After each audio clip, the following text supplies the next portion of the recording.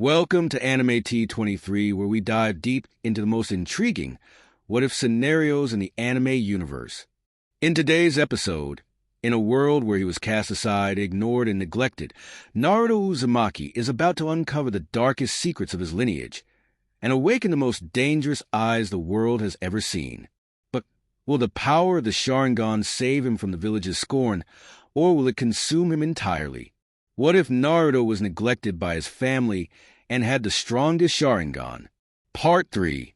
Flashback no Jutsu, Time Skip. Naruto let out a crazy laugh.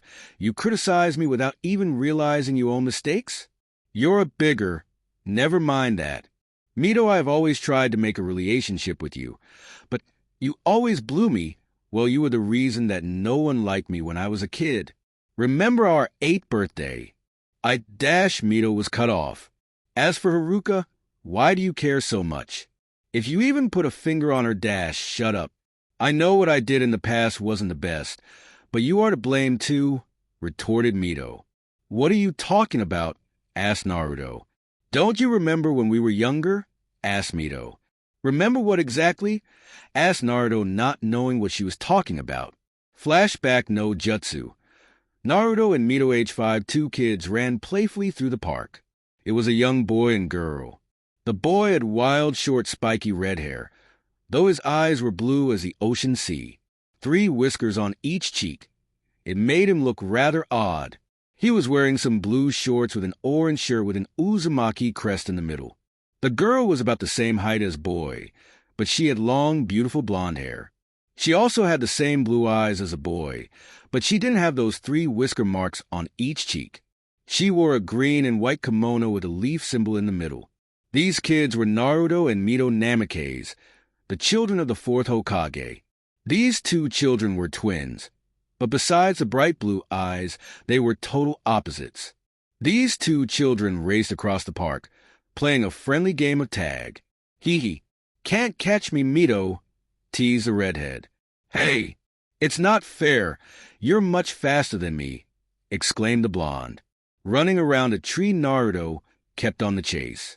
Then suddenly Mito tripped over a branch and was about to fall face first. Naruto, seeing that her sister was in trouble, dashed back and caught her from underneath. You got to be careful, Mito. Mito looked down.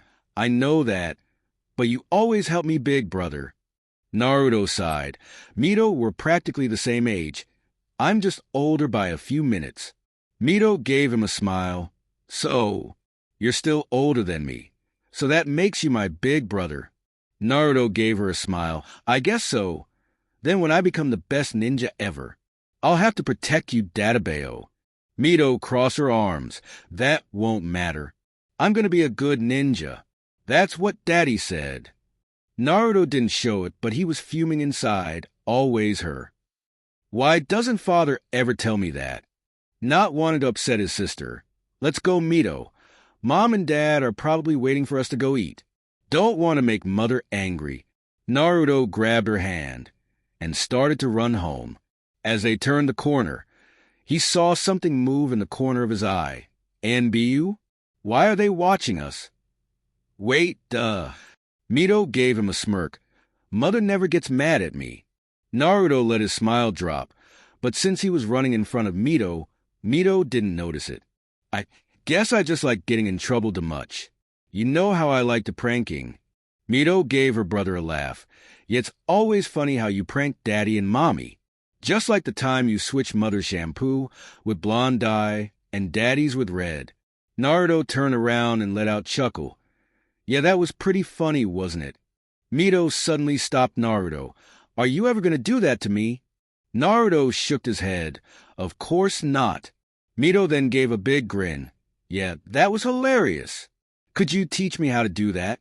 I mean, you're so good at almost everything, but I always need help. Naruto gave her sister a smile. Yes, sure, but some other time. All right. Mito nodded, and they both begun running home again.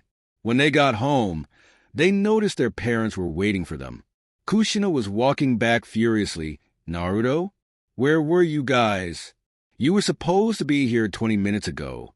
You're the oldest Naruto. You need to take more responsibility. Or else you're not going to go to the park anymore. Mito was going to point out it was her fault when Naruto did instead. I'm sorry, Mom. It's just I lost track of time. Kushina was going to protest. When Minato came into the room, Kushina don't get too serious about it. They're just kids.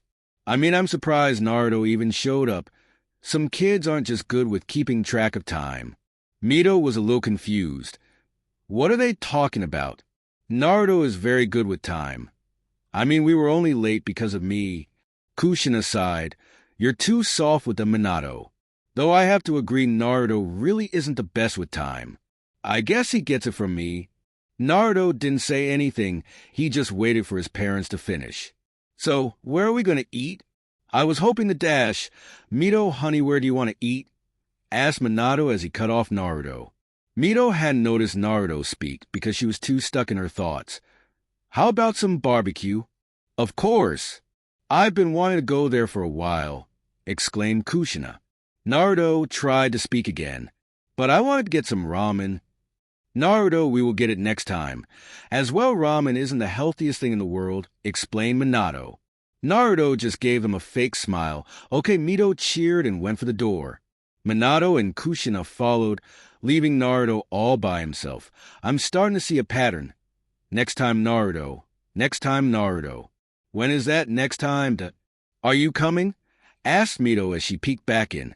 Naruto just gave her a fake big grin. Sure thing, Databeo. Naruto heard his mom grunt, but he just ignored it. At Yakiniku Barbecue, the Namake's family were pretty much done with their meals, except Mito. Kushina had told her to take her time, and that they would all wait.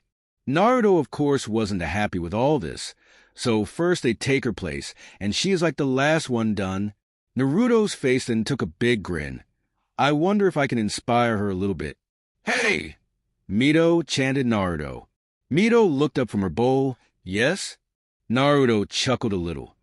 And then he threw some pepper into her face. Don't sneeze. Mito was surprised by the little prank, and sneezed right into her food. Ha ha! Naruto! Exclaimed Kushina as she put her fist down. We're going home right now. Kushina, please calm down, asked Minato as he tried to calm Kushina. It isn't anything serious. We'll just order another plate. No. Naruto, we're going home right now. You and me are going to have a nice chat about your pranks, seeded Kushina as she grabbed him by the arm. Naruto just gave his mom a smile. So, you're going to pass some tips to your son? About time, Mom. Kushina froze in place when she heard a few snickers around the room. What? Well, Dad told me how you used to do this a lot when you were a kid, explained Naruto as innocently as he could. Kushina turned around and gave Minato a death look. What? Minato waved his hands in the air. Then he noticed Naruto was gone. Where did he go? Kushina looked down and noticed Naruto was gone. Why? That rascal, when I get my hands on him. Kushina then raced after Naruto. Mito just looked down at her plate. I thought, Flashback, no jutsu release, though that was just the beginning. You were the one who pushed me away, and pranking wasn't the only way, spoke Mito as she recalled another memory. Naruto hadn't said anything, and just stood in silence. Flashback, no jutsu. Mito and Naruto, both 7 years old, Mito was furiously working on her kunai and shuriken throwing. She had finally managed to hit the target dead center 100% of the time, and boy was she proud. Her mother and father both were crazy proud of her, but the only one who hadn't said anything was her brother Naruto. She watched as he just watched from the window. Mito didn't understand why her brother couldn't practice too, but father said it was because she was a Jinchuriki, therefore needed special training. Daddy is always right though, but what if he isn't this time? Maybe I should teach him too. Mito, having stayed to practice more, saw how her brother had come out of the house. Using the opportunity, she called him out. Hey, brother, come over. I could teach if you want. Naruto was about to secretly go out and train, but he didn't like to ignore his sister. Mito, you don't have to. Mom and Dad will probably get mad. Come on. Please, I'll be a great teacher, exclaimed Mito as she begun to pout. Naruto just sighed. All right, I'll tell you the truth. I already know how to throw kunai and shuriken. Mito was a bit shocked. How? Prove it. There is no way. You're as good as me. I mean, I always hit dead center. Naruto grabbed a kunai and a shuriken. I taught myself, and let me show you how it's really done.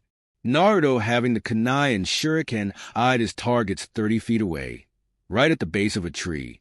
He then ran backwards toward his house, running up the wall. Just as his momentum was going to bring him back down, he backflipped to the wall, upside down, and in midair he begun his throw. He chucked his kunai straight at the target. Then, timing it perfectly, he threw the shuriken at an angle.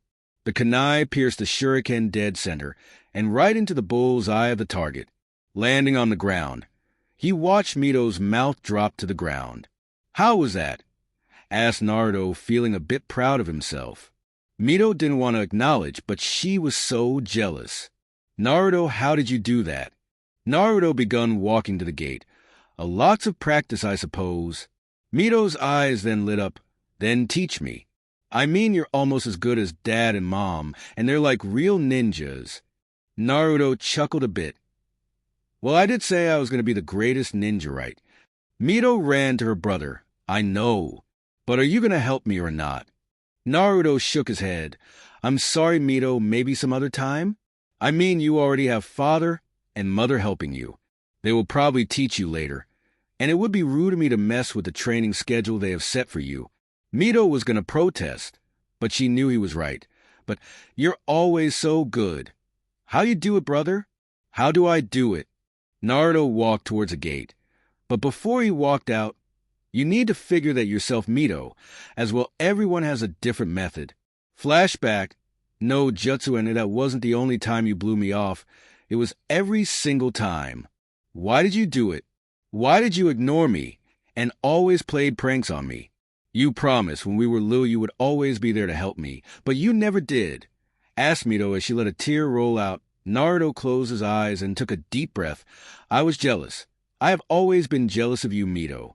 As for the reason I ignored you was because I didn't want to let that jealousy get the best of me. So I just decided to put distance between us. And when I realized it wasn't the way to go, it was too late." Mito was confused. "Jealous of what? I don't get it." "What do you mean, too late?" Naruto shook his head. "I always tried to shield you from it, and that was my mistake. You may haven't have noticed, Mito, but you've always been the favored one, the one that both Mom and Dad loved the most. As far as I could remember, you've always got all the attention, whether it was who got the toy, who got more presents, who would get more hellos from the villagers, who was going to pick the restaurant we would eat at, and most important of all, our parents' love. You always got the attention, and I hated that, though I eventually learned to let it go." Mito couldn't believe it. "No, that can't be it." Then she recalled every moment in their childhood, and was starting to recall every single one. Mito fell right onto her bottom. As for why it was too late. Flashback, no jutsu. Mito and Naruto, age 9, Naruto looked at Mito practicing the very same move that he showed her a long time ago. Shursui said I should get closer to Mito. It isn't her fault they don't pay as much attention to me. No, it isn't her fault, and that has been my biggest mistake. Naruto walked up to Mito. "Wow, Mito, you're really getting good with that. I could teach you another on if you want." Mito looked at her brother in envy. "Is he trying to gloat? Well, I won't let him. I don't need your help. I can do it myself." Mito then went back to throwing her kunai. Naruto looked down at his ninja pouch. "What have I done?" Naruto turned around and begun walking back into the house. "I'm sorry, Mito." Flashback, no jutsu release. That's when I finally realized that I had gone too far, and I always tried to mend our relationship since. Naruto reopened his eyes. "Though for a relationship to be fixed, both sides have to be willing, and you weren't. I admit that it was me who started to push us apart, but I always did it with the intention to protect you. Protect you from the neglect that I was receiving, not just from Mom and Dad, but much of the village too.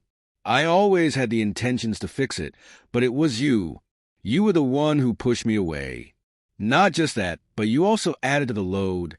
I guess you can say I deserved it, but for you to come out and claim it was my fault, That's ridiculous, Mito. Mito sputtered a few words, but Naruto didn't want to hear any more. He turned around. I'm going to tell you a few things, Mito. I will always consider you my dear sister no matter what. But if you do anything against Haruka... Naruto turned around with his Sharingan activated. I won't hesitate. Naruto begun walking up the trail and back to the house. Go get something to eat and some rest. It will help you with getting this technique. Mito was so confused. She didn't know what to think. As she recalled more and more memories, she begun to see what he was talking about. Times like when Naruto would take the blame, or simply not retaliate when she was around, always doing everything that favored her. Mito begun to recall all those times Naruto was ignored by villagers, friends, and her parents, though he always got back up with a smile. To be honest, she had never seen a single time that Naruto had actually cried. She clutched her head a little bit, breathing hard. Taking a deep breath, she got back to her feet and took Naruto's final advice. All she could think was, I was so naive. 1 week later, Naruto and Mito hadn't spoken to each other for the rest of the week. Everyone had seen the tension, but decided not to get in. Today was the day that Kakashi believed Zabuza would try to attack, since it would be one day after he would be completely recovered. Kakashi was assigning positions. All right, Sai, Yakumo and Sakura, you three will be assigned to protect the house, just in case Gato decided to send anyone to attack Tazuna's house. The three nodded, and Kakashi took his attention to the rest of the genin. Naruto, Sasuke, and Mito, you three will go with Yamato, Tazuna, and me to the bridge. We will most likely end up facing the enemy, so be prepared. The three also nodded and followed Tazuna and Yamato out the door. Kakashi gave Sai, Yakumo, and Sakura their final orders. The bridge. The 6 of them were slowly walking onto the bridge when they felt a cold, thick mist roll in. It seems you were right, Senpai. All right, protect the bridge builder. Ordered Kakashi toward the 3 genin. The 3 genin nodded and got into defensive positions in front of Tazuna. Is this the Eerie One, Diad? Asked Tazuna, frightened, as he tried to look for some of his workers. Kakashi shook his head. I don't know, Dash. Kakashi was cut off as 2 figures appeared from the mist. Ha! It seems you did come after all. I guess we can finish our last fight from before. Kakashi gripped his kunai. If you promise not to run away if you lose. Zabuza laughed harder. That won't happen this time, because I won't lose. Then the ANBU dress figure spoke. Zabuza, should I take them out? Zabuza looked toward the 3 genin. Take care of the kids. It seems that one of your kids are shaking from fear. Kakashi looked back and noticed it was Sasuke. But before he could reassure him, it isn't from fear, but excitement. Go, spoke Zabuza as the ANBU raced towards Sasuke. Kakashi was going to interfere when Zabuza stopped him. Let them fight. Sasuke also raced toward Haku, Sharingan active. They were easily able to counter each other's moves. Haku because of her speed, and Sasuke because of his Sharingan. Naruto then turned his attention to Mito. Go help him. I'll look after the bridge builder. Mito nodded, and she went to go aid Sasuke. Kakashi and Yamato watched as they tried to overpower the ANBU, but the kid was just too fast. Amazing speed.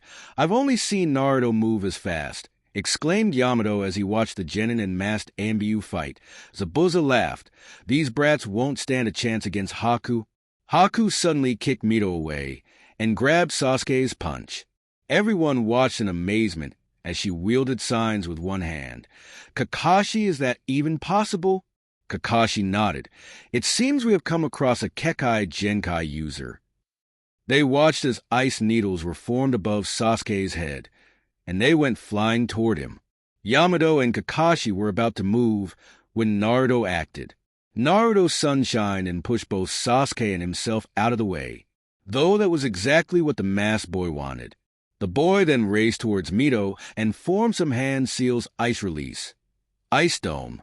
All 5 Leaf Ninja watched in awe as an ice dome of mirrors were slowly built around here, though Naruto was able to slip in right before the last mirror went up. Sasuke attempted to follow, But when he got close, he barely dodged a bunch of Senbon throwing it back. He heard Naruto shoot. Sasuke, watch the bridge builder. We'll ham this guy. Kakashi and Yamato were about to interfere when Zabuza spoke up. If you interfere, you will leave me one-on-one with the brat. And we all know that will not end well. Even if one of you stay back, will it be enough? Kakashi grit his teeth under his mask, but Yamato spoke up. Don't worry, Kakashi. Have faith in our students. With Naruto and Mito. Naruto grabbed Mito and helped her up. What is this? Mito brushed herself off. I don't know. Is that ice? Naruto nodded. Yes, he must use ice release. This could be bad, Mito. Mito raced toward the ice dome. Let's bust out. Naruto's eyes suddenly caught the masked man move in the mirrors. Wait, Mito and O. Mito turned around to her brother. And turned forward, she noticed a bunch of needles flying towards her. She grabbed a kunai and deflected some, but not all. She was struck in the arms and legs. Arg. Naruto was able to dodge and block all the needles thrown at him. He quickly grabbed Mito and got back into the middle. Mito, don't be so reckless. He seems to be able to teleport from mirror to mirror. We need to find a way to take him out. Busting through isn't the smartest choice. Mito pulled out a few needles. I'm sorry, I wasn't aware that he was moving from mirror to mirror. Mito pulled out the last few needles. So what now? Naruto replied, I'm not sure. I think he can only be at one mirror at a time, but he can practically teleport himself from mirror to mirror. It's almost like Father's Fly Thunder God Jutsu. The masked boy watched with interest at the following two. It's him. Give up, or else I will be forced to kill you, threatened the masked boy. Naruto shook his head. No way. Your jutsu isn't perfect. There's no such thing as a perfect jutsu. Naruto turned to Mito. All right, we need to draw him out, so I need you to try to escape. I will take out any needles thrown at you, or if he is drawn out, I'll take him out. Mito nodded. Naruto, I know this isn't the time or place, but if we don't make it, I'm sorry for everything. Naruto gave his sister a faint smile. Don't worry, Mito will make it out. I still have to protect you. Don't I? Mito's eyes went wide. I guess so. Then when I become the best ninja ever, I'll have to protect you, Databeo. Mito let out a smirk. Don't get so cocky. Let's do this. Naruto turned around. Go. Mito then raced toward the exit. Naruto flashed through some hand signs. Meanwhile, the masked boy noticed their plan. Not good enough. Mito suddenly formed a Rasengan, getting ready to bust through the mirror. Then suddenly 7 of the masked man appeared in front of her. They all unleashed a barrage of needles. Mito stopped and tried to jump back. Naruto's eyes went wide. I didn't think she would be able to use clones. He shunshined in front of Mito. Fire release. Fireball jutsu. Naruto let out a large fireball, but kept the flow of chakra flowing, creating a sort of flamethrower. Naruto was able to blow away all the needles. Naruto watched with interest as none of the needles disappeared. So he isn't using an ice clone? Could he be doing this with speed alone? Naruto grabbed Mito and jumped back. Mito, are you all right? Mito got back to her feet. Yeah, what was that? I mean, he appeared in all the mirrors. Could he be using clones? Naruto shook his head. No, he reflects himself in different mirrors, while he is truly in one. Though I'm assuming that he can simultaneously send a needle per every mirror. There are 60 mirrors. That means we have to assume that he can throw 60 needles from every direction simultaneously. Mito was amazed at Naruto's speed at analyzing the situation. So, what do we do? Naruto looked over at Mito. We have 3 options. Bust out, outlast his technique, since it seems to take a lot of chakra, or catch him under the last one would be the hardest because of his speed. I can't make eye contact fast enough. As for outlasting him would be pointless. So our best bet is to bust out. So who's going to go? Asked Mito a bit nervous. Will he abandon me? We both are. We tried to get one out, and that was pointless. We need to work together and get out, replied Naruto. If it has to come to one, then it will be you. I can handle him for a while, until you can attack him from the outside." The masked boy looked at the boy in interest. He's already analyzed my technique and found a way to counter it. I need to take him out first. He pulled out some sebin and placed him over Mito, so I will have to draw him out by attacking the girl. Naruto saw as the masked boy drew out some needles. "Mito, do you know any fire jutsus?" Mito nodded. The fireball and phoenix fire jutsu. Naruto flashed through some hand seals. "Use Phoenix Fire Jutsu." Mito nodded. "Fire release."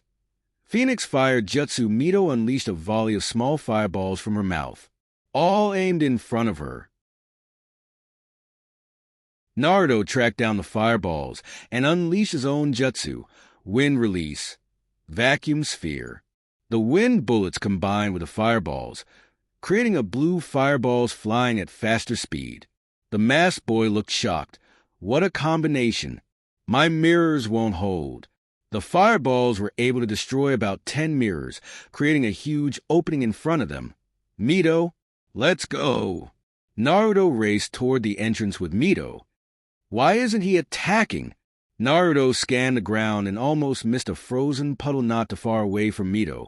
It can't be. "Mito, look out," screamed Naruto as Mito looked down. Mito gasped and tried to jump away. Suddenly the masked boy jumped from the frozen puddle and attacked Mito with a kunai.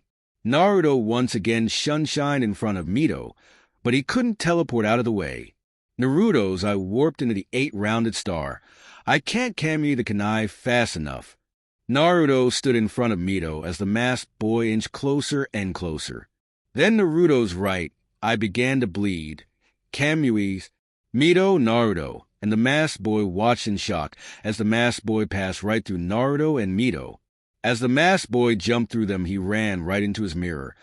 Though before he jumped in, he chucked the kunai at Naruto. Naruto caught the kunai, and he watched with interest as he warped it into his eye. Is that the ability of my right eye? I can teleport myself and anything I touch. Amazing. Mito was a little shocked. She had seen many bizarre things, but this topped the cake. She had just watched as the masked boy literally passed through her. "Naruto, what was that?" Naruto turned around, revealing his Mangekyo Sharingan. "Mito?" Mito gasped. "Naruto, you're our Sharingan. It changed?" Naruto nodded. "I know we'll talk about it later, so don't tell anyone about it until then. It's a big secret, so I'm asking you to not say anything." Mito nodded. "Okay, but what was that?" "It's like we passed right through him." Naruto got onto one knee and took a deep breath. "That was my technique, Kamui. I won't explain the technique now, but I can't use it a lot." Mito gave him a curious look. "Why not?" "I mean, we can just pass right through him, can't we?" Naruto shook his head. "I don't have the full understanding of the technique, so it can be risky. As well, I'm not used to the toll of chakra it takes. That's why I was so tired this past week." Mito nodded. "We don't need it. We just need to get out. Why don't we try again?" Naruto nodded. "Fine, but this time we'll both use fire jutsu." The masked boy shook his head. "I won't allow you to escape. I'll take you out now." The masked boy flashed through some hand signs. "Ice release. All directions ice needles." Then suddenly a bunch of needles were sent flying from all the mirrors. The needles took down both Naruto and Mito. Blood splashed everywhere, as they both fell lifelessly to the ground. "Genjutsu won't fool me, Kais." The masked boy disrupted the Sharingan Genjutsu, and watched as the lifeless bodies were replaced with a perfectly standing Mito and Naruto. Naruto tried to catch his breath. I finally caught him under my Genjutsu, but he was able to dispel it so easily. I can't use wind or water, or he'll use it against me. I really don't have many lightning jutsus, just lightning elemental control for my sword, and I don't have a big arsenal of fire jutsus either, or at least any of them with such force to break through. Darn. If only I had control of earth release, then I could find a way out, but I don't. It's the only element I can't use. I had to get the worst opponent for me. Naruto looked over at Mito, also breathing a bit hard. She doesn't have many jutsus beside water release, and I can tell fire release takes quite the drain. If I recall, she can use a lot of shadow clones, but that would be illogical to use here. The Rasengan is useless when you can't come in close combat. Though the Nine Tails chakra, can she wield such chakra? I mean, she did train a lot for it. Can she use it? Or better yet, can she wield Mother's chakra chains? If she can't do either, our best bet would be to use the Mangekyo. Mito, how much of the QB's chakra can you use? Asked Naruto. Mito looked down and mumbled, I can't use it. Naruto wasn't surprised. How about the chakra chains? Mito shook her head. I can't use them like Mom. I can only make small ones, though none of them strong enough to pierce any of these mirrors. Naruto sighed. I guess it can't be helped then. I need you to look after my body. Mito looked at him a bit confused. Wise. Naruto closed his left eye and begun to gather chakra. I'm going to create an opening. Then we will both run through it. You will cover us as we run out, okay? Mito nodded, and they both begun running toward the mirrors. The masked boy saw this and begun to throw needles at them. Naruto tracked them with his right eye and called them out to Mito. Left, right, behind. Mito flashed through some hand seals. Water release. Water wild wave. Mito knocked away all the needles with the water jet, shooting left, right, and turning around to block the ones from behind. Amazing that he can track everything. If it wasn't for Naruto, I would be running blind. Naruto was getting closer to the exit when he saw something he didn't like. He watched in slow motion as a giant ice dragon erupted from the mirrors above. It was twice the size that he had seen in Waterfall, and that dragon was at least 10 meters long and 5 meters wide.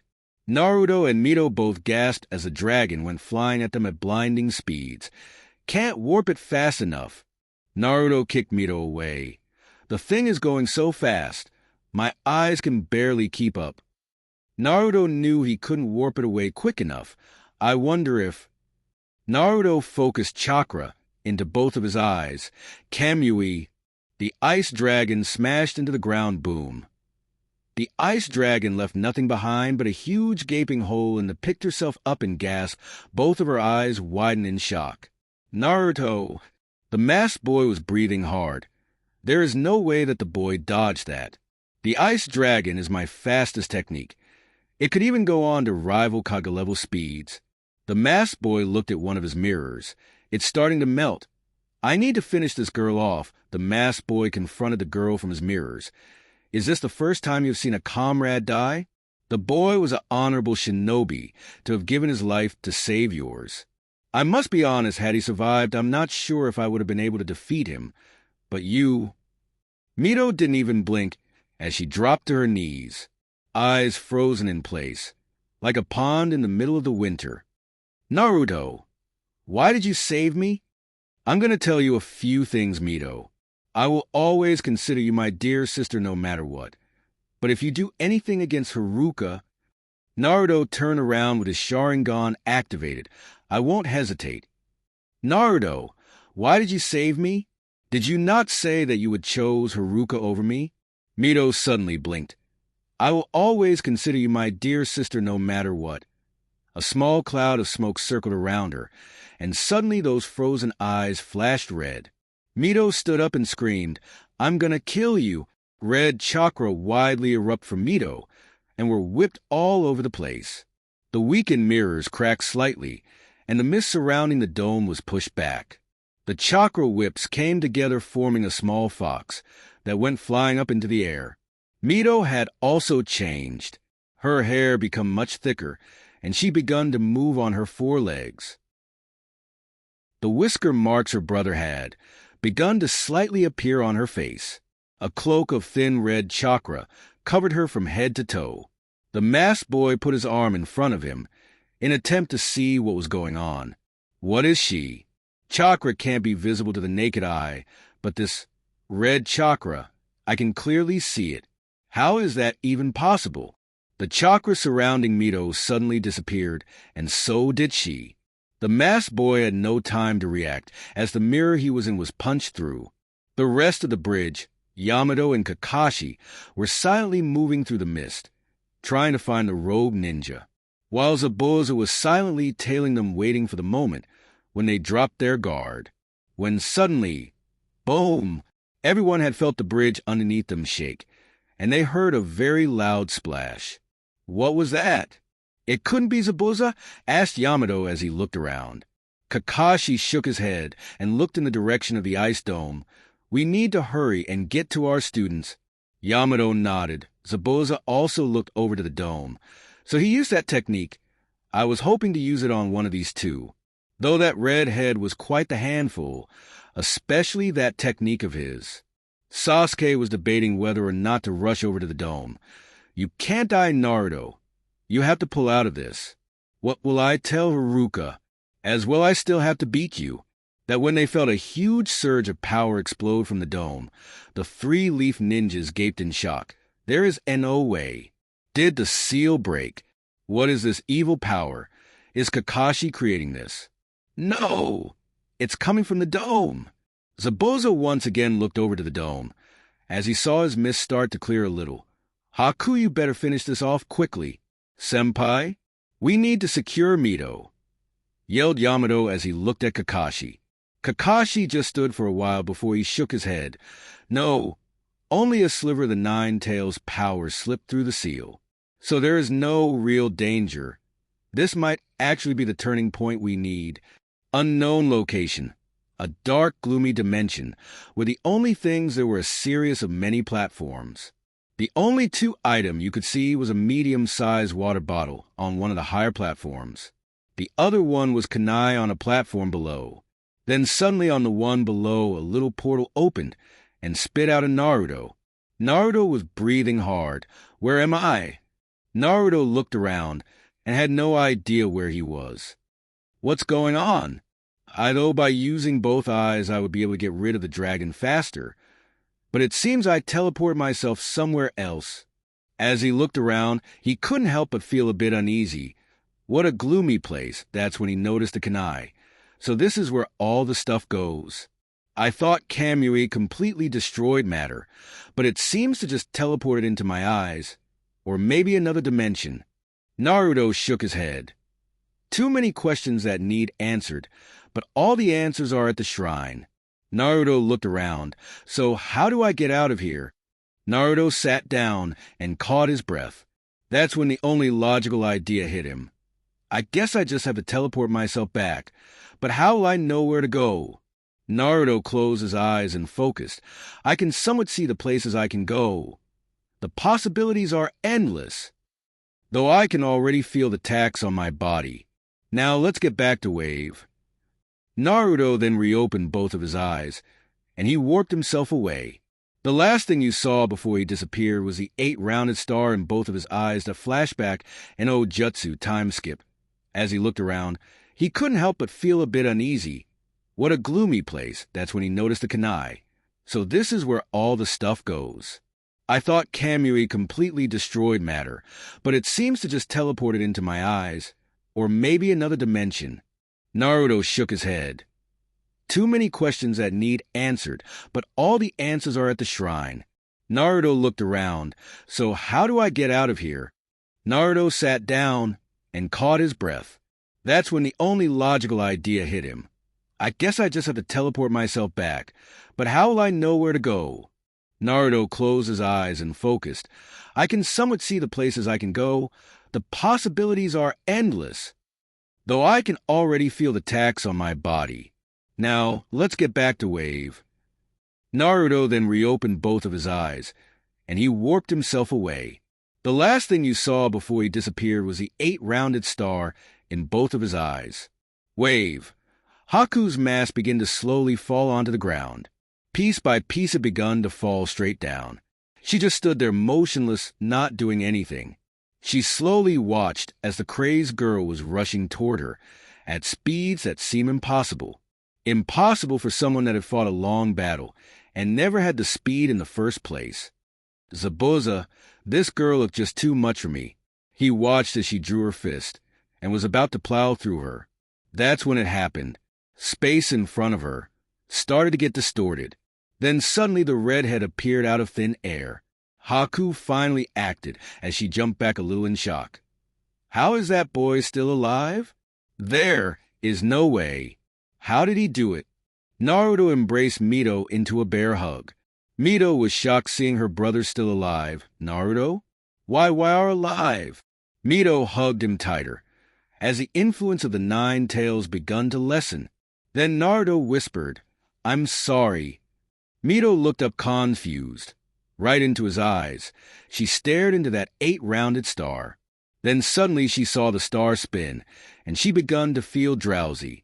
Her eyes shut completely, and her whole body fell right into Naruto's. Naruto slowly put her on the ground. It seems the Mangekyo greatens the power of regular Sharingan genjutsu, enough to subdue a Jinchuriki's initial state. Though it's only initial state, if she had sprouted a tail or two, I don't know if I had the skill to suppress the influence of the 9 tails. Naruto then turned around and faced his enemy. As he finally got a look at the boy's face, he couldn't help but gasp, "It's you?" Flashback, no jutsu. Earlier in the week, it was early morning just as the sun came up. You could see Naruto jumping tree to tree practicing jutsus and his kunai throwing. As he reached the last target, he jumped onto the highest branch of the tree. Catching his breath, he reflected on his progress. It seemed I fully recovered. Though I should be careful when using the Mangekyo, I need much more practice. I'm wasting too much chakra in these techniques. There must be a way to greaten my control.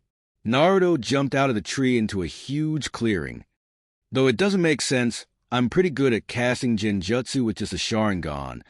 Maybe I should work on higher ones. I only have about 2 A-rank level genjutsu. The Sharingan Mirage and Demonic Illusion. Needle Acupuncture Paralysis Genjutsu. By far the best genjutsu I have created. By merely eye contact, I can completely immobilize the enemy. The only drawbacks at the moment is the amount of time I must have eye contact, and it's an easy one to break if you have a comrade at your side. Naruto begun to walk across the clearing when he thought about the scroll Shursui gave him. Man, I wish Shursui would have actually gave me some jutsus. He just gave me a bunch of theories he had, and incomplete work. I've only managed to finish the low-level jutsus, but boy did he have some crazy ideas. Talking about the scroll, Naruto then abandoned his thoughts as he approached to what seemed a girl. Taking a better look, he was able to barely tell it was a boy. "Hey, kid, what are you doing out here?" The boy turned around. "I'm sorry if I'm disturbing you. I'm just collecting some herbs. You see, someone very close to me has fallen ill, and I was hoping to bring him some medicine." Naruto gave him a nod. "That's expected, isn't it? I mean, one can't simply go to a doctor around here. Don't mind if I help you out. I could really use the expertise on herbs. Being a shinobi and all." Naruto then pointed at his headband. The boy nodded. "By the way, my name's Haku." Naruto sat by the boy, and Haku explained what types of herbs he was looking for. As they were picking away, Naruto couldn't help but ask, "Why are you dressed like a girl?" Haku laughed. "You're quite observant. Many confuse me for a girl. As for dressing like a girl, it was once tradition where my family. My family isn't originally from here. So many might find it a bit odd." Naruto nodded. "A clan?" Haku shook her head. "Not exactly, though there isn't much of left. I only have one person left to me I would consider family, and that's all I want to protect." Naruto gave him a faint smile. "I'm glad you think that way." Haku gave him a curious look. "Aren't you a shinobi? What's your reason for becoming strong?" Naruto replied, "To also protect someone precious to me because they are all I care for in this world. I also care about other people. But this person is at top of the list of people I want her, but all my friends, even though the list isn't the biggest, all of them are people I consider precious to protect. I would gladly give my life to protect her." Though not just Haku gave him a smile and stood up with his basket. "Good. Then you will become very strong. I believe that when one has something precious to protect, then they are able to become truly strong." Haku turned around and begun to walk away. "I believe you will become one of those people, Naruto. May our paths cross again. Then I could possibly see how strong you have become." Naruto just stared the boy down as he walked away. "See how strong I become. I don't know if that's a good thing or bad thing. Flashback, no jutsu released Naruto stared down his opponent. So it has been you this whole time. Haku was catching his breath before he replied, Yeah, to think you had survived that. Initially I had no intention of actually killing you, but your skill was to hide to keep you alive. Naruto replied, I have to admit, I've only flirted with death a few times, and that was probably the closest experience I've had. Naruto then shook his head. I don't understand how someone like you could end up with someone like him. I mean, I know by just meeting you that once, that you are nothing like him. You could have killed me that day, but you didn't. What happened to all those ideals? Haku shook his head. You wouldn't understand. Zabuza is the only thing I have left in this world. He is the sole purpose of my existence. With him, I have no purpose. No, I have no use to him. So kill me, Naruto. I'm a broken tool. Naruto was a bit taken back by the response. There's no way. And what do you mean? I don't understand. That's when Haku begun telling the story of the village hidden by the bloody mist. Line. Skipping the whole Haku past story, I mean most of you have heard it like a million times. Naruto stepped back at Haku's story. I thought I had it rough with my dad. Do you understand now? Asked Haku. The purges of the village destroyed everything. That's why I wish to continue Zabuza's dream of one day overthrowing the fourth Mizukage. It's a dream worth following. But now I have no use to him. Kill me, Naruto. Naruto smacked him across the face. Haku, you're crazy, none of this has to happen. Then suddenly the mist begun to clear, and they heard chirping in the distance, having been distracted by the sound of Kakashi's Chidori. He suddenly felt a needle hit him right into the thigh. Arg. As Naruto tripped to the side, Haku dashed away. I guess I do have some purpose left. Naruto realized what she was going to do, but he couldn't turn quick enough to use his Mangekyo. Since the mist had cleared, he watched as Kakashi plunged right into his heart. Naruto pulled the needle out and ran over Kakashi. Kakashi and Yamato took their attention to Naruto. Naruto, what happened to Mito? Naruto turned around and looked at her body laying on the ground. I caught her under a genjutsu to lessen the influence of the nine tails. Kakashi's eye widened in shock. You can do that? Naruto nodded. Though I can't subdue much, it's just because Mito was just using a sliver of his chakra. Naruto then turned his attention to Haku. Haku. Zabuza grunted as he got back up. I guess Haku was useful to the end. It's a shame he was the best tool I had. Zabuza then felt as a fist exploded across his face. He was sent flying backwards. How can you say that? That boy, that person you called tool loved you with all his heart. He sacrificed his life to save you. How can you just stand there and say that? Yamato called out his student. Naruto, calm down. Naruto shook his head. I won't calm down. Then suddenly they heard a bunch of clapping. He then saw as a herd of 50 armed men walked onto the bridge. That's when a short, stubby guy begun laughing as he approached the ninja, with 2 bodyguards behind him. Zabuza, they sure did a number on you. So much for the demon of the mist. Zabuza stared Gato down. Gato, what are you doing here? This wasn't part of the deal. Gato gave an evil laugh. Of course not, because I never planned to pay you, Zabuza. I was hoping you would wipe a couple of the Leaf Ninja out, while I took you out at the end, though it seems I don't have to worry about your brat. Then Gato kicked Haku's dead body. Then the bodyguard to his left also begun kicking his body. Man, I would have loved to kill this kid. He still owes me for back in the cabin, making me look like a fool. Naruto's fist tightened and his anger rose. He watched as the man continued to kick Haku's body. Then he had enough. He unsealed his sword from his wrist and disappeared in a blur. Naruto, don't, shouted Yamato as he watched his student disappeared. Naruto then proceeded to slit the right bodyguard's throat before he stabbed the other through his stomach. Naruto then punched him in the face, pulling out his sword. Gato had begun to run, and Naruto was going to cut him down. Though when he pulled his sword back, it was blocked by someone else's blade. As Naruto looked at who it was, he was surprised to see who it was. Zabuza. Are you seriously still protecting him? screamed Naruto as his anger rose even more. Zabuza didn't reply immediately. He's mine. Give me your sword. Naruto wasn't sure as he looked over at Kakashi and Yamato. Though Zabuza read his thoughts. Kakashi, we are no longer enemies. Consider me your ally for now. Kakashi sighed. Give it to him, Naruto. Naruto just stared at his orange-handled black sword before he tossed it to Zabuza. Zabuza caught it with his only good arm and complimented it before running off.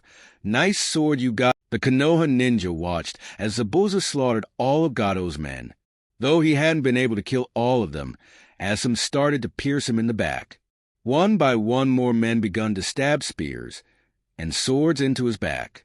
Even though he started to look like a porcupine, Zabuza kept at it until he finally reached Gado. Gado shivered in fear as Zabuza got closer. Zabuza, I'm sorry. Zabuza slit his throat with Naruto's sword and then pierced him right into heart. Pulling out the sword, Zabuza kicked him into the river. Turning around, many of the bandits begun to back off in fear. He walked back to Naruto, Yamato, and Kakashi.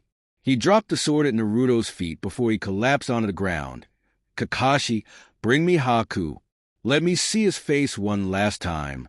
Kakashi fulfilled Zabuza's last wishes and brought Haku to him.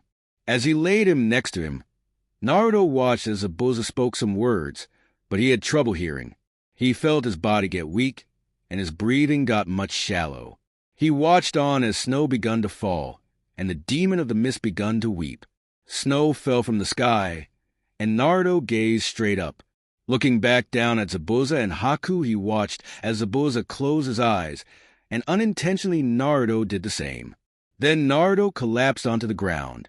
1 week later, Naruto stood in front of 2 graves, both having 2 stone markers, while the one on the left had the giant blade embedded in it.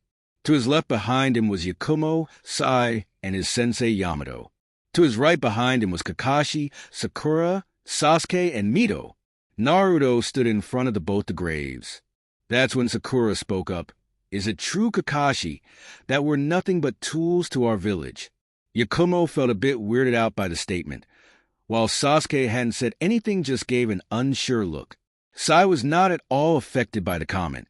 Lastly, Mito just stared at the graves a bit uncomfortable, since she was a Jinchuriki of the 9-tailed fox. Both Kakashi and Yamato sighed. In ways, yes, but you're foolish to think that, spoke Naruto as he looked onto the grave. We can only be tools to ourselves because at the end of the day we control our destiny. No one else can, no matter what. Everyone's mood seemed to have rose a bit by Naruto's statement. Yakumo gave a big smile, while Sai gave him a sly one. Mito also gave her brother a big grin. Sakura no longer looked so unsure. Sasuke gave him a smirk. You never change, Naruto. Naruto answered with a small laugh. Anyone can change, just like Zabuza. A change of heart at the end, but I have a feeling he always felt like that. Kakashi gave him an eye smile, while Yamato swelled in pride. Naruto, you might be a bit goofy at time, but you're the best student I could have ever asked for. Naruto pulled up his black sleeve and revealed his seal. He then gripped Zabuza's blade and begun to pull it out of the grave. Mito was a bit shocked at Naruto's actions. Naruto, what are you doing? You can't just take his blade. It's a memento to his memory. Naruto formed a one-hand seal with his other hand, and the sword disappeared into his wrist. It would be dangerous to just leave it out here, Mito. I mean, once word of his death spreads, people will look like crazy for his blade. We can't allow someone to take his blade. It would be just safer to take it with us. Mito replied, Didn't think of that. I guess you're right. Good thinking, Naruto. Though will you be keeping the blade? I mean, you could just turn it in, ask Kakashi.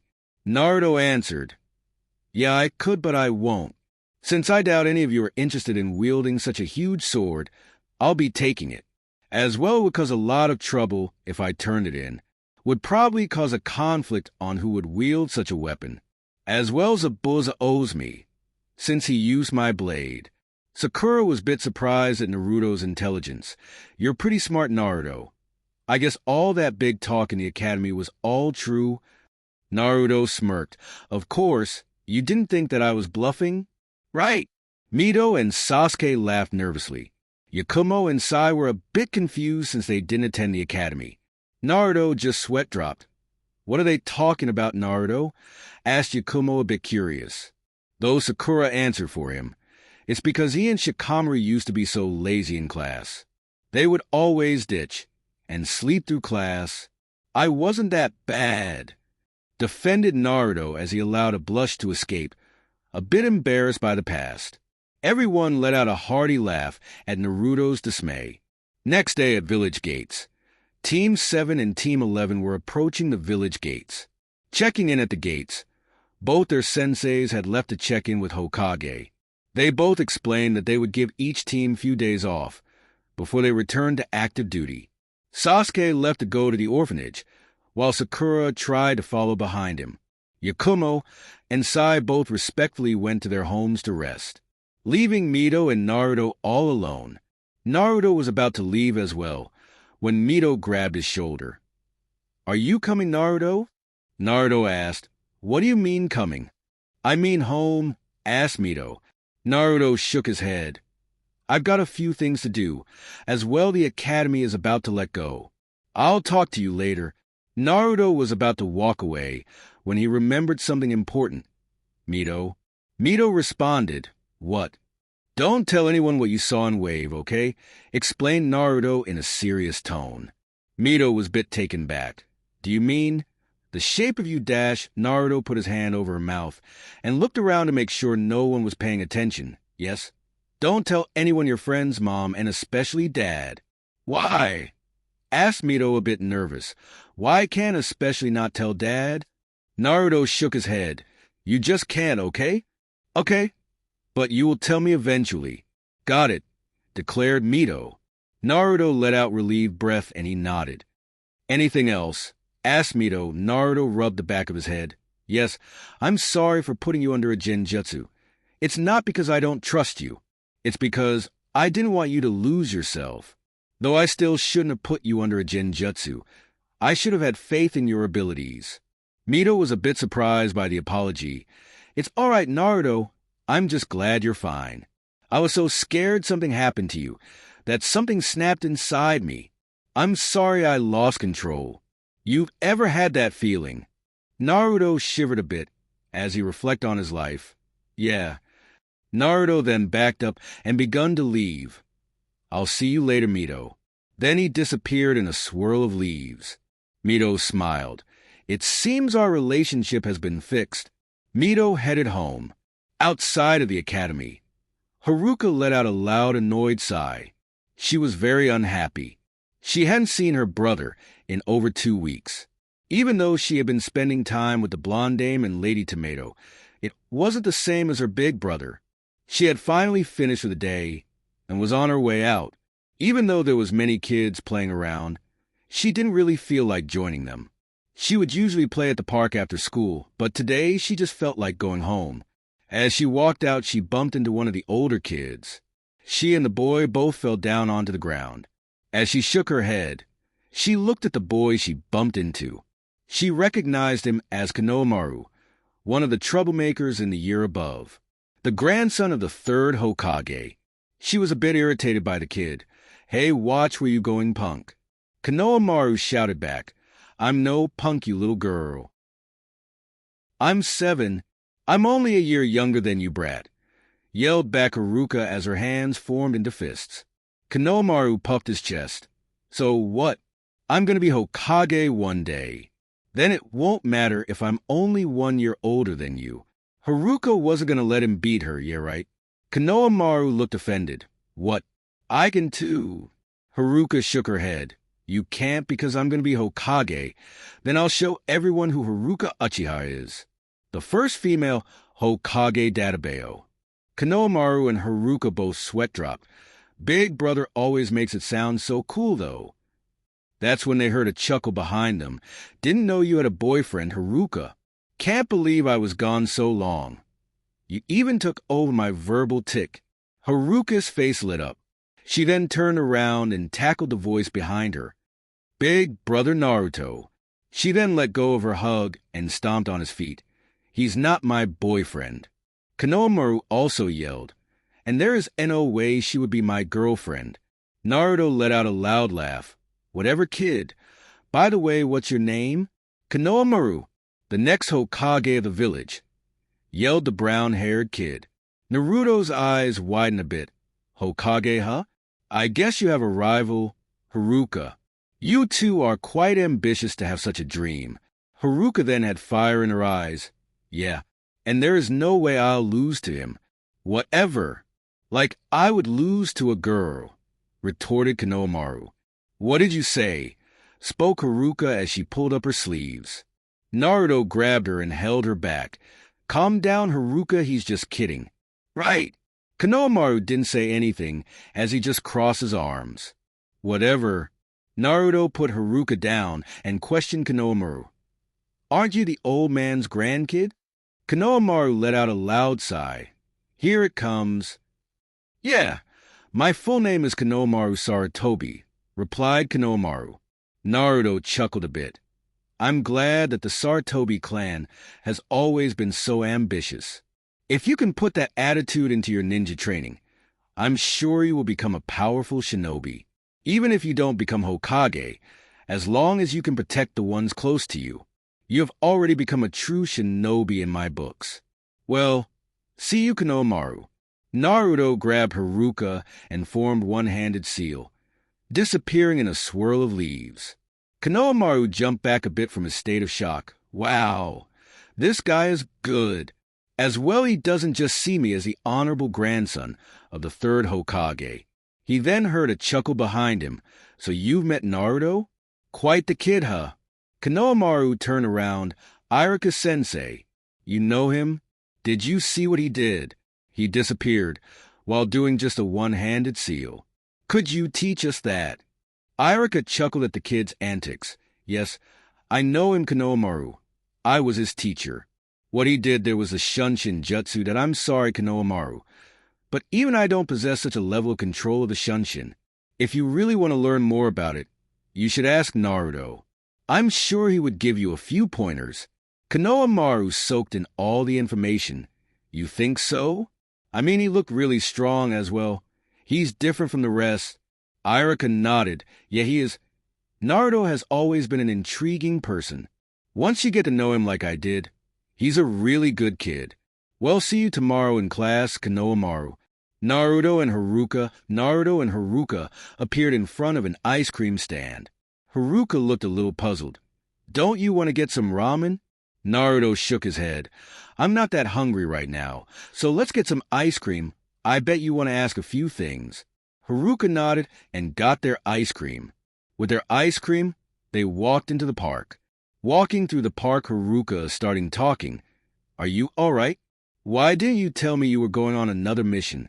I didn't know about the other mission, Haruka. I guess I should have at least sent a summoning. But I was so tired, Naruto was cut off as a teary Haruka engulfed him a hug. I thought something happened to you. That Itachi got you. Please promise me you will tell me next time. I don't want to lose you, big brother. Naruto was a bit shocked by the hug and dropped the ice cream cone. I'm sorry, Haruka, and don't worry about me, Haruka. As long as you're alive, I will always be here. Naruto then pointed to her heart. As long as I'm here in your heart, a part of me will always be with you, no matter what. Haruka wiped a few tears and backed away, now turning that frown upside down. So, why were you so tired? I mean, did you fight really strong shinobi? Did you save a princess? Or maybe a village? You must be a hero, big brother. Naruto laughed a little. In fact, I did save a village and a country. Haruka gasped. Really? Who? Where? Naruto replied. Well, first I saved a village hidden in the waterfall. Then I went on to help out the land of waves. In fact, I even had a bridge named after me, the Great Naruto Bridge. Can you believe it? Haruka was fascinated by Naruto. Wow, you're so cool. Did you fight anyone strong? Did you get a souvenir? Naruto chuckled a bit and headed toward a training ground. As they got closer to one, He finally replied, "Yeah, want to see it?" Haruka nodded eagerly. Naruto then pulled up his wrist and unsealed Zabuza's blade. The huge blade towered over Haruka. Haruka watched amazed at the huge blade. Wow! What is this? This blade is called the Kubikura Bocho blade, aka the executioner blade of Zabuza, of the 7 legendary swordsmen of the mist. Haruka gasped. She knew about the 7 swordsmen from class. Wow! Did you beat him in battles? Naruto shook his head. No. Even though he was my enemy at first, he was probably one of the greatest people I had ever met. Haruka looked a little confused. Why? Naruto looked up into the sky, because his apprentice and him reassured me that my ideals are not wrong, but the ones worth pursuing in life. Haruka was a bit confused. What? Wasn't it because he was super strong or something? I bet you must have copied a bunch of cool jutsus. Naruto sighed. I guess I can't expect a 7-year-old to understand. Yeah, replied Naruto. Then Haruka's eyes beamed. Teach me a jutsu, big brother. Naruto chuckled at her antics. All right, I teach you one. Haruka sighed. He always says yes. Yes? Yippee. Haruka danced around until she stopped midway.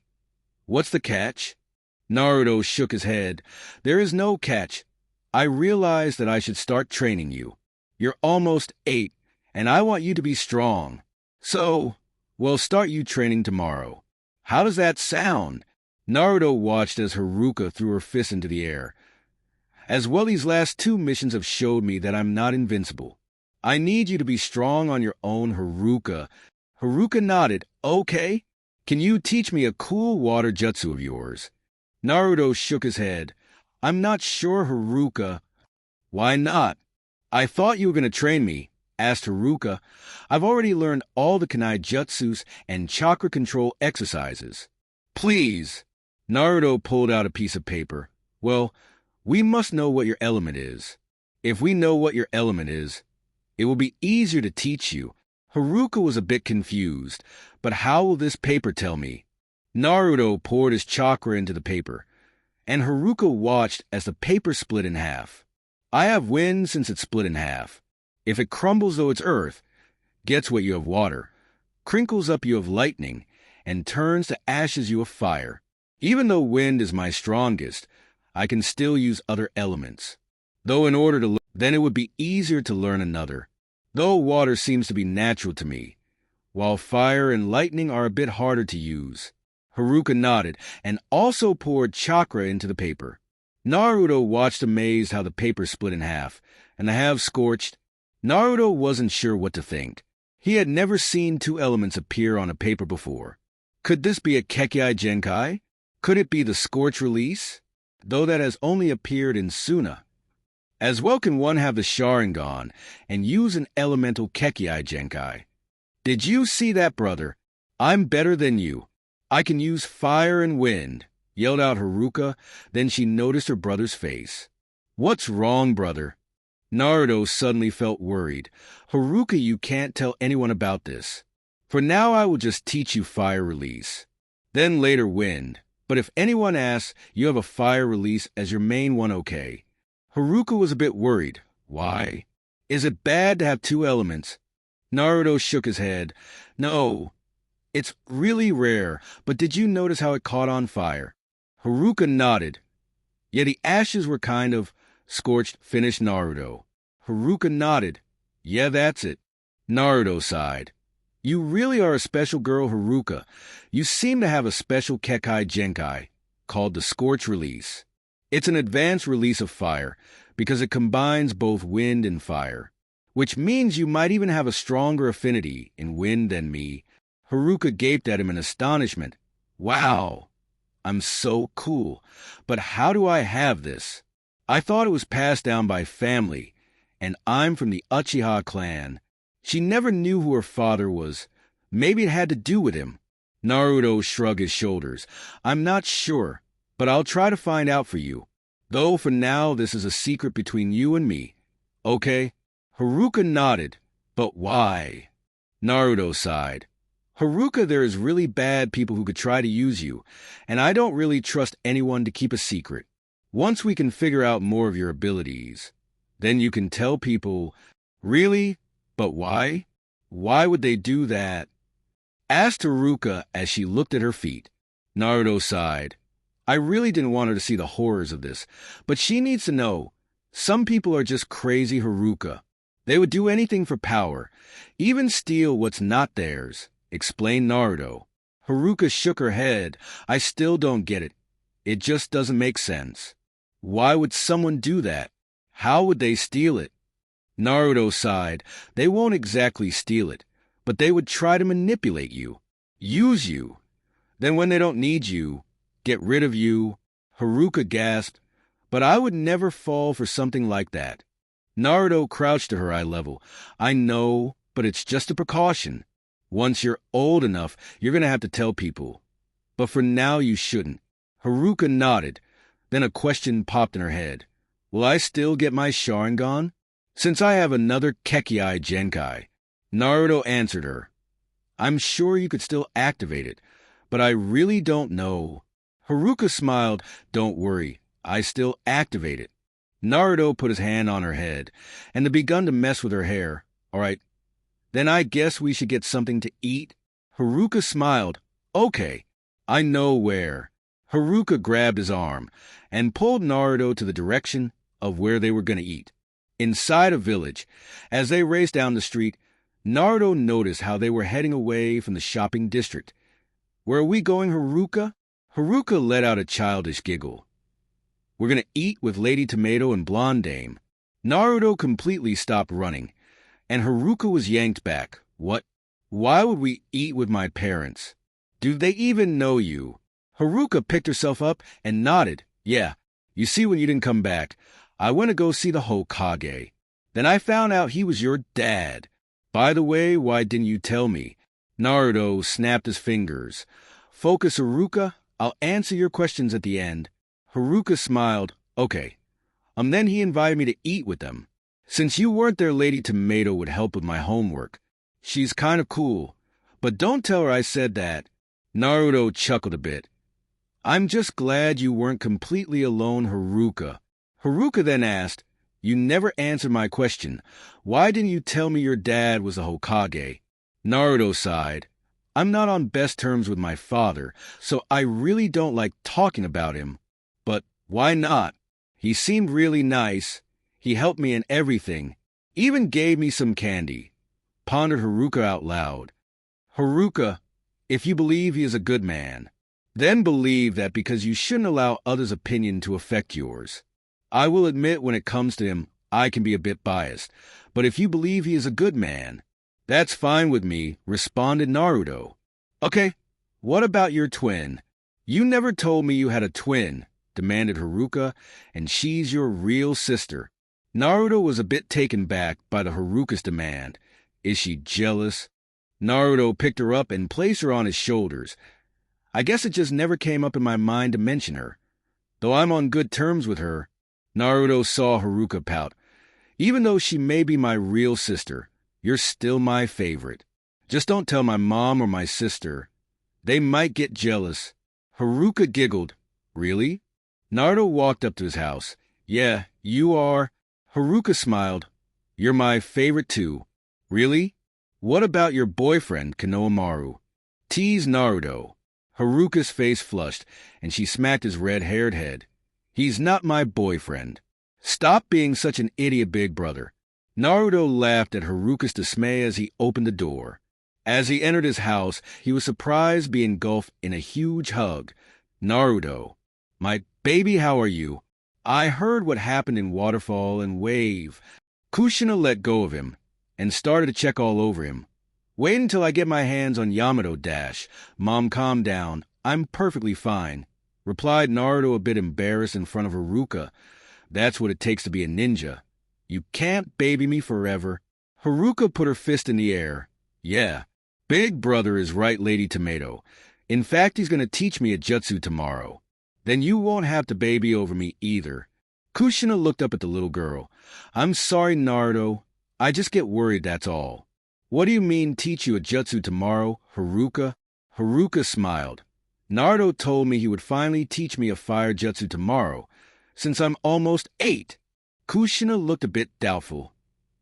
Naruto, are you sure that's a good idea? That's when Naruto's sister walked in.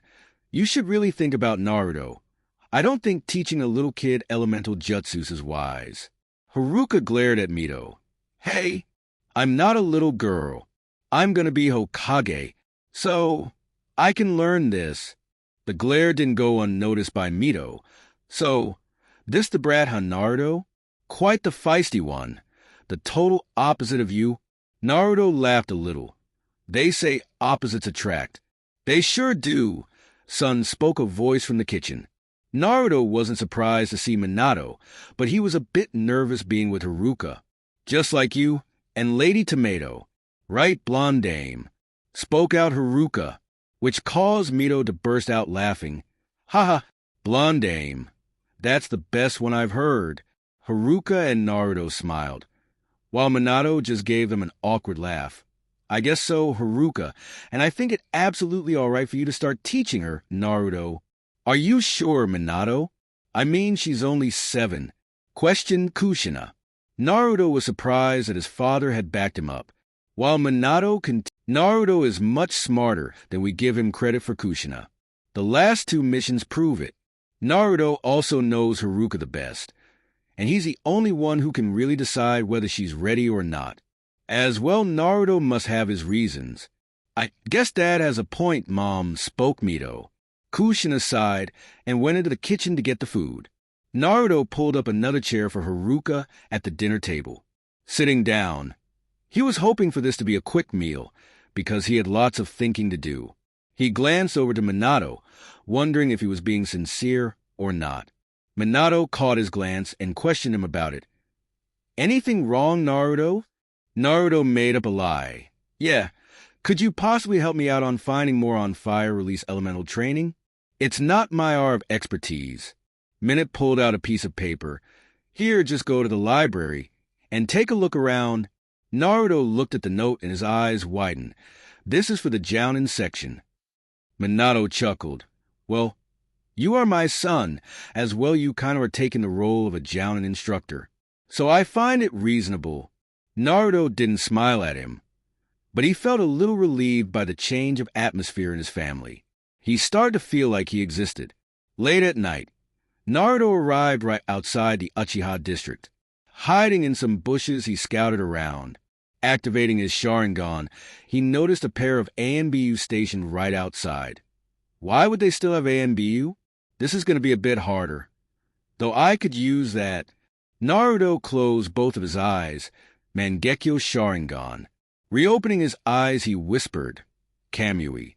He then teleported himself to his dimension. Once there, he used it to teleport him to the Naka Shrine. Appearing inside the building, he was breathing hard. I'm getting better with the technique. I'm not as tired as the time I used it against Haku. Walking around the room, he had a hard time seeing because it was pitch dark. His Sharingan was able to notice a hint of chakra coming from the middle of the room. Walking to the middle, there was a statue, and below it seemed to be a trapdoor. Pushing the statue to the side, there was large covering, 5 meters by 5 meters, and in the middle of the covering was a 3 Sharingan tomo, circled by a sealing formula. Naruto eyed the door for a second. He then reached for his pocket and pulled out a scroll. Opening up the scroll, there were the instructions on how to open the door. 1. Must have Sharingan active when opening door. 2. To open door, you must wield these 4 hand seals, dragon, boar, dog, tiger. Naruto was surprised how easy it was to open this. He was kind of expecting like a blood opening seal or something. Putting the scroll back into his pocket, he wielded the 4 seals. Then suddenly the door slid to the right, revealing a staircase leading down. Naruto looked down at the even darker staircase. Looking back to the window, he was debating whether or not to lit a candle. Not wanting to get caught, he went down blind. He walked blindly down until he could no longer feel the staircase. Being on flat ground, he lit a candle. What he saw really astonished him. The room was actually much fancier than the above room. 4 giant pillars of gold stood around the room in a perfect square. Then directly in front of him was a huge tablet. Walking closer to the tablet, he set the candle directly in front of the tablet. The tablet was a lot of gibberish, though after activating his Mangekyo Sharingan, he watched as most of the tablet became readable. Uchiha tablet, my children, I, the sage of the 6 paths, leave behind this tablet in order for you to completely understand the full potential of your new dojutsu and the danger of the jubi. What my son Indra inherited from me was a similar dojutsu known to you as the Sharingan. The Sharingan has a total of 5 phases. When the user first activates the Sharingan, they will receive 1 tomo in each eye, thus activating the first stage. The second stage is when both tomo have been activated in each eye. The third stage will be when the Sharingan has been fully matured, thus receiving 3 tomo in each eye. The third stage will be as far as 99.5% of all Uchiha will go. There will be 0.5% who will be able to go to the 4th stage, the forbidden stage of the Sharingan. This Sharingan will be known as the Mangekyo Sharingan.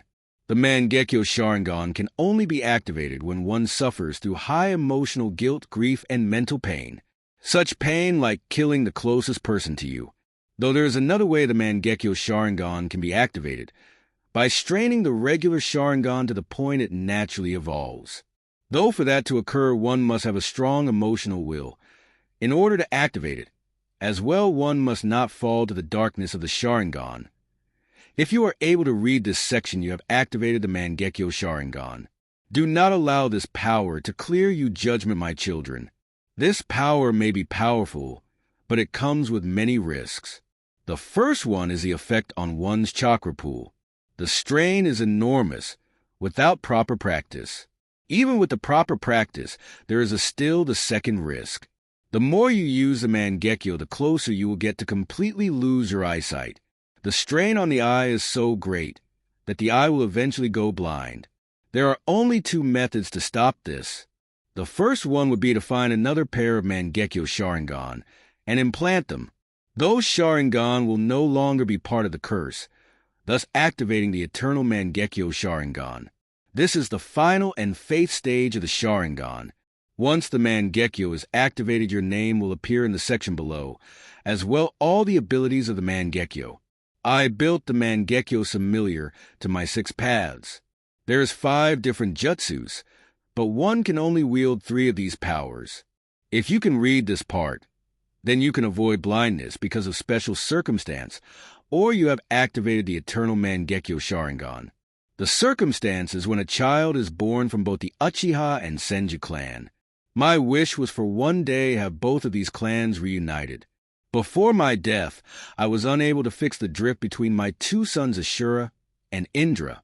So, I didn't allow either of them to inherit my Rinnegan. In order for one to inherit the Rinnegan, they must wield both halves of these 2 clans. Even then, one must go through the same procedure as every Sharingan user. The only benefit they receive is a stronger source of chakra and a way to avoid blindness when the Mangekyo is first activated. The Senju chakra will allow the user to heal their eyes. The chakra is strong enough to heal the eyes from blindness, but it isn't perfect. Just like a full-blooded Uchiha, they can also suffer from blindness. If they use the Mangekyo Sharingan, their vision will also start to blind, but their eyes can heal themselves. This process becomes longer and longer the more you use it. Even though the time limit doesn't increase by a lot, it is still enough to where the Mangekyo is capable of blinding itself. As well, if one overuses it at one time, once you go blind, the healing effect no longer applies. If one is careful, they can avoid becoming blind. In order to ensure no possible way to become blind, they must find another pair of Senju Uchiha Mangekyo Sharingan. Below, only those who can read this, you will be able to identify all Eternal Mangekyo Sharingan users and Senju Uchiha users. A star will appear by their name, identifying them as an EMS or SU user. Mangekyo Sharingans. The number of tallies will represent the number of abilities they have activated. Indra, 3 Rai, Baru, Izuna, 2 Madara *, 3 Naka, I Nori, I Obito, I Shursui asterisk, 2 Itachi, 3 Naruto asterisk, I Mangekyo Sharingan abilities. The Mangekyo is capable of increasing the strength of any genjutsu, as well it can break through any genjutsu, except for a selected few. The Mangekyo grants one even greater vision. The Mangekyo Sharingan is capable of controlling a tailed beast, but one must be able to activate all 3 abilities first. Then, by using their genjutsu ability, they can control the 9 tails. The 5 abilities follow Susanoo: Unreadable Tsukuyami, Unreadable Amaterasu, Unreadable Koto Amatsukami, Unreadable Kimui. This ability allows one to teleport things into another dimension created by the Sharingan. It's similar to sealing something into the A-scroll, but there is only one way to seal and unseal items, and that are your eyes. Depending on what eye, one eye will allow the user to teleport anything by focusing its eyesight on it. The other eye will allow it to teleport anything by simply touching it, even capable of teleporting one into the other dimension. Both eyes can teleport stuff back into the real world. By using both eyes, the teleportation time can be decreased to less of a second. The story of the Jubi, readable only to EMS or SU users. In order to understand the Jubi, we must first acknowledge how the Jubi came to be. Once long ago, there was a mystical tree that grew a piece of fruit every millennium. Every time the fruit was born, many people avoided it because of the fear of upsetting the tree. Though came a woman who was the queen of her land. Her land were currently at war and were close to losing it all.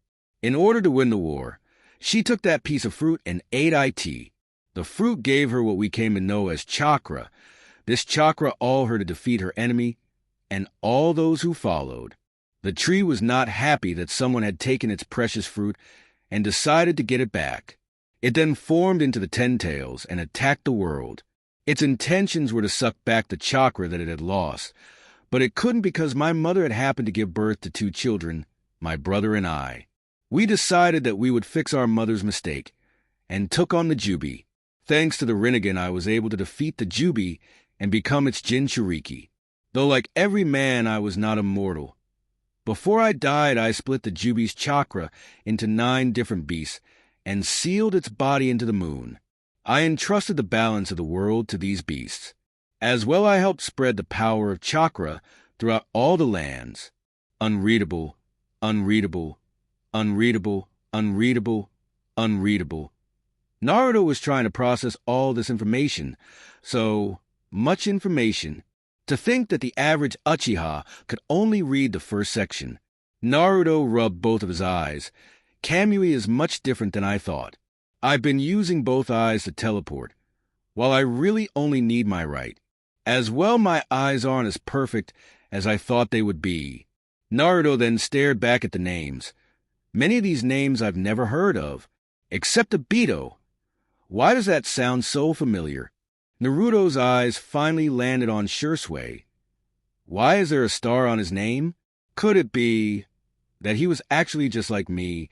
Naruto turned around and begun to walk out until another tablet caught his attention. A tablet hidden behind one of the pillars. Naruto decided to take a look. Naruto read the tablet out loud. Forbidden Jutsu of the Uchiha clan. Izanagi and Izanami flashback and Ojutsu. Time skip 4 months later. 1 week before Chunin exams, fire release. Fireball Jutsu. Haruka yelled out as a huge fireball exploded from her mouth.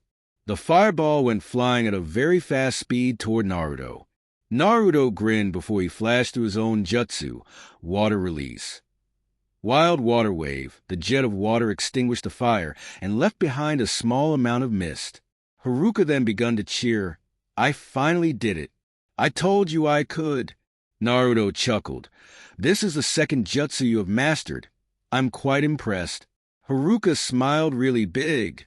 Come on, show me another one. Naruto pinched her nose. Slow down, kiddo. I already taught you the fire release. Phoenix fire jutsu and this one. I think that's enough for now. As well, I don't really have that many. The rest of my jutsus are at least B rank. Haruka's eyes shine for a second. B rank? Teach me. Teach me. Naruto shook his head. You're not ready for that type of stuff. As well, you should hone your other skills. Genjutsu and Taijutsu. Tell me, how good are you at those? Haruka pouted, and then she went flying toward Naruto. Fist first, she punched Naruto right into the face. Though the last thing she saw, before Naruto fell back, was Naruto's Sharingan eye. She quickly tied up Naruto and begun to brag. See, I don't need work on Taijutsu.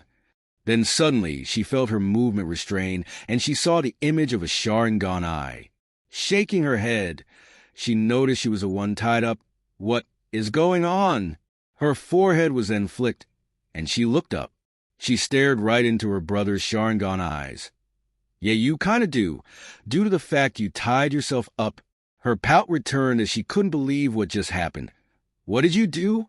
There is no way I tied myself up. Naruto sat by her and let out a loud chuckle. But Haruka, you did. You see, you fell under my genjutsu. Had you noticed that, you could have easily dispelled it, since I didn't use too much chakra. This confirms that you really need to work on your other skills. Esoically detecting genjutsu, Haruka sighed.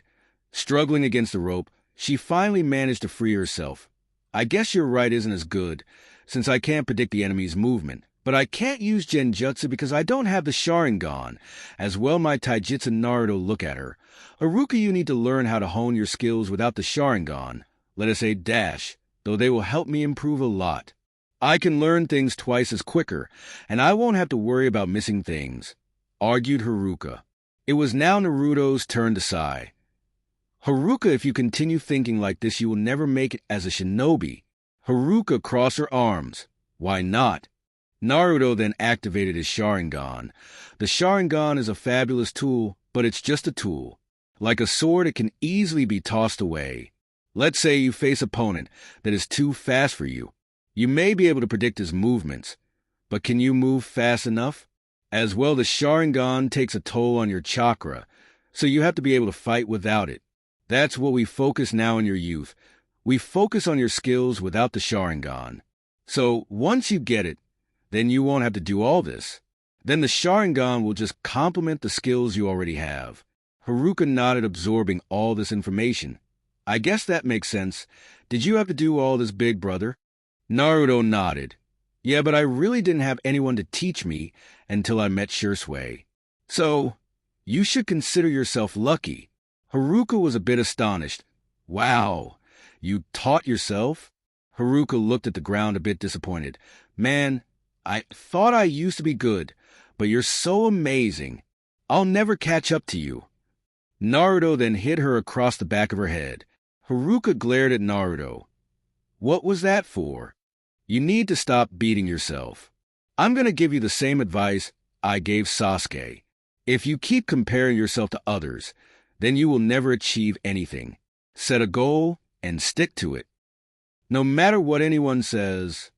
Okay, Haruka, you will become stronger than me, only if you have the determination to do it, explained Naruto. Haruka just smiled at her brother. Why you always know what to say, big brother? I guess you're right. Though that doesn't solve my problem with my genjutsu. I mean, most your genjutsu do have to do with the Sharingan. Naruto stopped and blinked. Then he face-palmed. I guess you have a point, Haruka, though you should at least work on detecting them. Haruka was going to protest, when suddenly a brown-haired girl appeared in front of them. Naruto, come on. We're going to be late for Sensei's meeting. Naruto looked over at Yakumo and smiled. He pointed toward her. She could help you with your genjutsu. I mean, she doesn't even have the Sharingan, and she is capable of casting ones better than mine. Haruka gaped like a fish. No way. Are you really that good, Yakumo? What about your pale teammate? Is he also good at genjutsu? Yakumo blushed at the praise, but recomposed herself. Sai isn't the best at genjutsu, but he can handle himself. As well, I could give you a few pointers if you want. My clan does specialize in genjutsu. Yakumo then turned her attention to Naruto. Naruto, let's go. We have to go to our meeting. Naruto sighed. Fine. Haruka, go home and take a shower. Then head to the academy and don't be late. I'm tired of Haruka scolding me because you're always late. Haruka nodded and started to run to the orphanage. As she ran, she yelled, "No promises." Naruto clenched his fist in the air.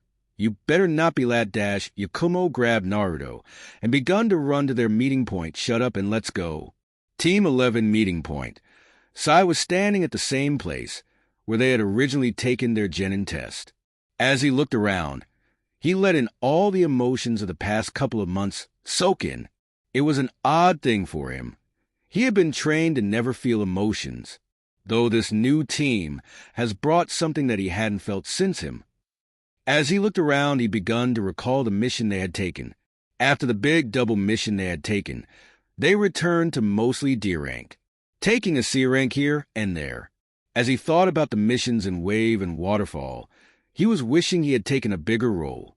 He had seen how Yakumo and Naruto had gotten closer, and he felt a bit left out. Sai sighed. He didn't know what to think. He had just gotten back from giving a report earlier that day. He had been ordered by Lord Danzo to keep tabs on Naruto. At first, he didn't know what was so special of the not-so-favorited son of the fourth Hokage, though after fighting alongside him, he begun to understand Danzo's interest. The boy was such a genius with, and without his Sharingan, being able to analyze a situation so quickly and find an appropriate strategy for it. His ninjutsu, genjutsu, and fuinjutsu were all superb. His taijutsu might be a bit lacking, but his kenjutsu made up for it. Then came his Sharingan. Sai had heard stories about the dojutsu. Even in the stories, they weren't as powerful as how Naruto used it. It seemed like Naruto always knew the perfect time to use it and how to use it, though that wasn't what intrigued Sai. What really intrigued Sai was Naruto himself. He had watched how he always left quite the impact on people, including himself. Sai had never really befriended someone before, but he had found it really easy to bond with him. Once he bonded with him, he found it easier and easier to bond with others. He kept reading his books, and it helped him a bit to understand all this.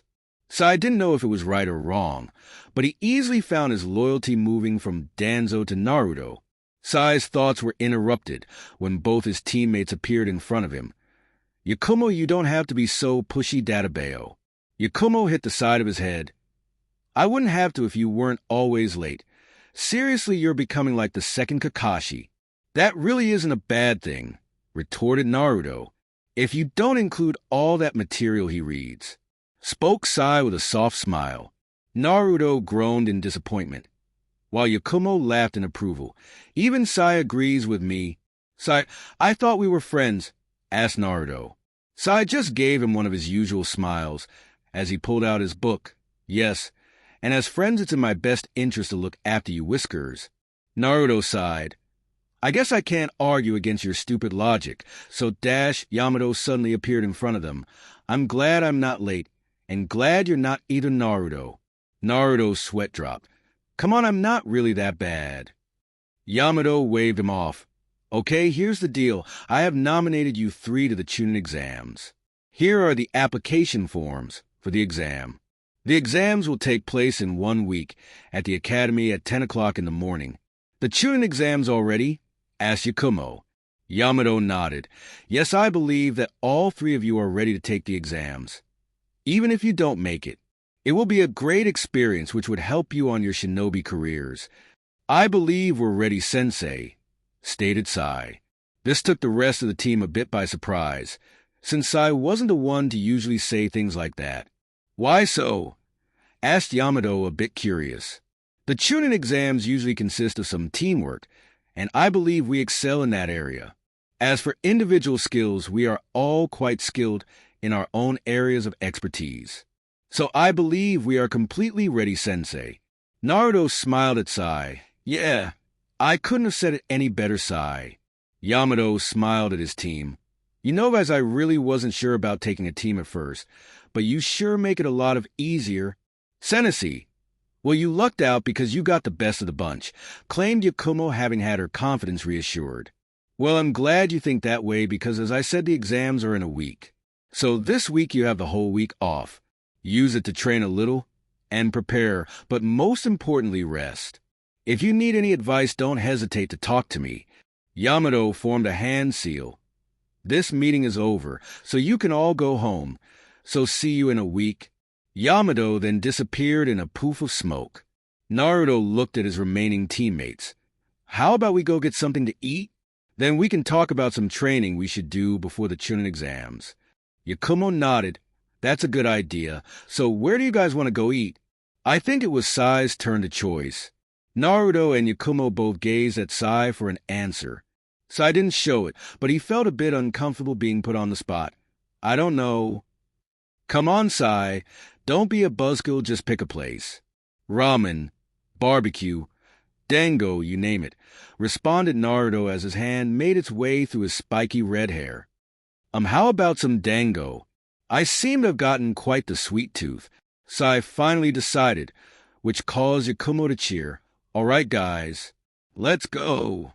Team 11 made their ways down the street until they came across a box that was following them. "Does anyone notice the box?" asked Sai. Yakumo nodded, while Naruto just sighed. "Come out, Konohamaru. You ain't fooling no one." The box suddenly exploded, and Konohamaru appeared. "You've got quite the sharp eye, boss. I see why you're such a skilled ninja." Yakumo and Naruto both sweat dropped, whilst I give him a creepy smile. "So you've got another brat, Whiskers. You seem to have an eye for the loud ones, huh?" "Ain't you why I'm not loud?" yelled Konohamaru, causing Naruto to sweat drop even more. "Konohamaru, shouldn't you be in class?" Konohamaru shook his head. "We got the day off, boss." Well, I was hoping you could train me a bit more. Teach me another jutsu." Naruto shook his head. "No, can't do, Konohamaru. I've got something important coming up. So I'm a bit short on time. Though if you want, I could teach you something after it." Konohamaru sighed. "That's okay, as long as you teach me something cool too." Yakumo rose her eyebrow. "You're teaching this one too? You're only a genin, Naruto. You've got to slow down, or you end up as a jounin sensei soon." Naruto laughed. "I wouldn't be that crazy, I just get along with Konohamaru. We're quite similar." "What do you mean?" asked Sai. "Well, being the son of Hokage can be a bit tough, so I can understand what he's going through. Right, Konohamaru?" Konohamaru shook his head. "Totally, boss." "Hey, is this girl your girlfriend?" Yakumo and Naruto blushed furiously, whilst I studied them for a minute. Then Naruto shook his head. "No, of course not, Konohamaru.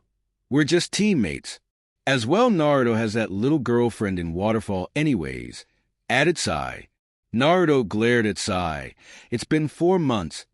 I thought we were over it." Yakumo eased up a little. "How do you expect us not to tease you? You were blushing as bright as tomato. Come on, you know you like her." Konohamaru then spoke up. "Well, that makes sense, boss. This girl must be much prettier than her. Because to be truthful, she isn't that pretty." Naruto face-bombed, as Yakumo's eyebrow furiously ticked, clenching her fist. She even made Sai back up a little bit. "I'm not going through that again." "Konohamaru?" "Yes, boss." "Run." Konohamaru was confused until he took a good look at the fuming Yakumo. Konohamaru screamed in fear and begun to run as fast as his legs could carry him. Naruto and Sai watched as Yakumo chased after the surprisingly fast Konohamaru. "Should we help him?" asked Sai. "I don't know." "I thought you said we always helped a comrade," asked Sai. "He isn't our comrade yet." Then Naruto sighed. "I guess you have a point, let's go." Naruto and Sai chased after Yakumo and Konohamaru. The Sand siblings Naruto and Sai dashed through the streets, where they heard a yell not too far away. Turning the corner, they saw Yakumo with a kunai in her hand, and a boy in a cat-looking suit holding Konohamaru by the collar. "I said let the brat go," demanded Yakumo. The boy holding up Konohamaru just chuckled. "I don't know. This brat just bumped into me. Maybe I should teach him a lesson. I really hate brats." "Kankuro, you're going to get us in trouble." The blonde-haired girl scolded Kankuro. "Come on, Temari, take it easy." "I'm just going to teach the brat a lesson," defended Kankuro as Konohamaru began to look at him fearfully. "What if he dash, he won't find out," assured Kankuro. Naruto got in front of Yakumo and spoke. "Let the boy go, or else." Kankuro was a bit annoyed at the boy's attitude. Or else what kid? Naruto activated his Sharingan. I said let the boy go. Kankuro didn't notice it right away, but Temari did. What's wrong with his eyes? They're suddenly red. I told you, Kankuro's eyes widened, as suddenly he was a dark pitch place, and all he could see was that kid's eyes. The vision was only for a brief second, but Kankuro knew something was up. My body. I can't barely move anything. Kankuro tried to move his body, but he felt like he was trying to move through very thick sand. The thought sent a chill down his spine, until suddenly he felt a blade against his throat. Temari was shocked at the speed the kid moved. In a few seconds he had moved from where he was standing, and No had a blade against his brother's throat. She subconsciously moved her arm toward her fan. I told you to drop the boy, responded Naruto. What did you do to me? Asked Kankuro as he struggled to move.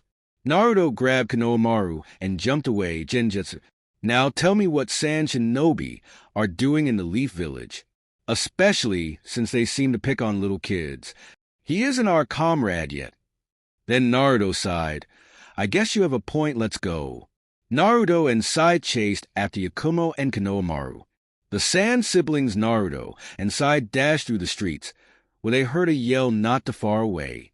Turning the corner, they saw Yakumo with a kunai in her hand, and a boy in a cat-looking suit holding Konohamaru by the collar. I said let the brat go, demanded Yakumo. The boy holding up Konohamaru just chuckled. I don't know. This brat just bumped into me. Maybe I should teach him a lesson. I really hate brats. Kankuro, you're gonna get us in trouble. The blonde-haired girl scolded Kankuro. Come on, Temari, take it easy. I'm just gonna teach the brat a lesson, defended Kankuro as Konohamaru began to look at him fearfully. What if he won't find out, assured Kankuro. Naruto got in front of Yakumo and spoke. Let the boy go, or else. Kankuro was a bit annoyed at the boy's attitude. Or else what kid? Naruto activated his Sharingan. I said let the boy go. Kankuro didn't notice it right away, but Temari did. What's wrong with his eyes? They're suddenly red. I told you, Kankuro's eyes widened, as suddenly he was a dark pitch place, and all he could see was that kid's eyes. The vision was only for a brief second, but Kankuro knew something was up. My body. I can't barely move anything. Kankuro tried to move his body, but he felt like he was trying to move through very thick sand. The thought sent a chill down his spine, until suddenly he felt a blade against his throat. Temari was shocked at the speed the kid moved. In a few seconds he had moved from where he was standing, and No had a blade against his brother's throat. She subconsciously moved her arm toward her fan. I told you to drop the boy, responded Naruto. What did you do to me? Asked Kankuro as he struggled to move. Naruto grabbed Konohamaru and jumped away, Genjutsu.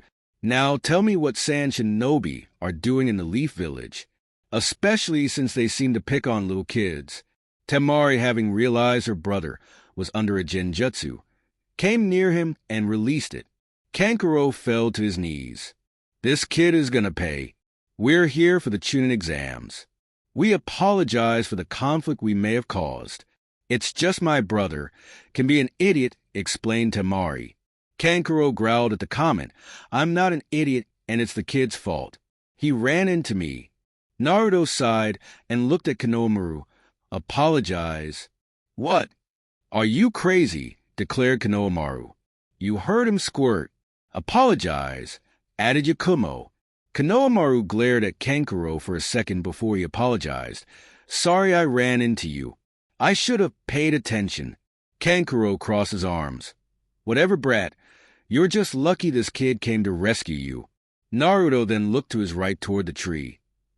Sasuke, you can come out, you know.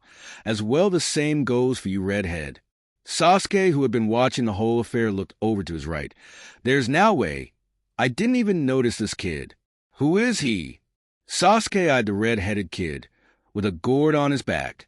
They both jumped out of the tree. The red-headed boy eyed Kankuro. I leave you alone for 1 second and you caused this.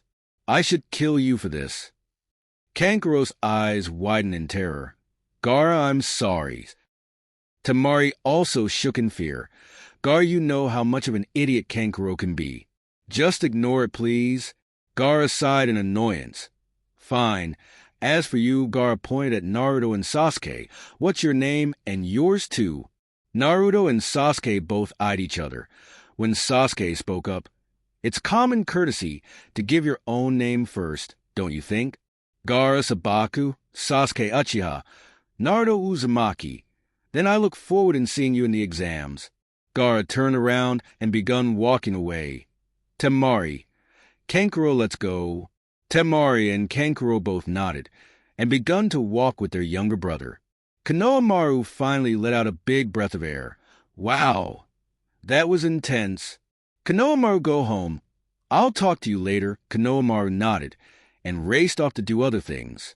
Yakumo then pointed her finger into Sasuke's chest. Why were you spying on us? Sasuke blushed a little, but he quickly hid it. I just heard all the commotion and came to check it out. When I saw you guys start to engage the Sand Ninja, I stuck around to see if you guys needed some help. Sayu hadn't said anything, finally spoke up. That boy at the end, he was very strange. Did you guys catch the way he talked to his teammates? The three other genin nodded, and Naruto spoke up. It was like they were afraid of him. Yeah, they will have to be a team to look out for in the exams, said Yakumo. So you guys are taking it too. Well, good luck. I got some stuff to do, said Sasuke as he begun to walk away, though Naruto suddenly grinned. Are you sure you don't want to tag along? I bet Yakumo wouldn't mind. Sasuke sped up a little. I don't see why that would cause me to stay. So I even started to chuckle. How about it, Yakumo? You want Duckbutt to tag along. Yakumo looked away. Guys. Naruto and Sai both exploded in laughter as Sasuke and Yakumo glared at them.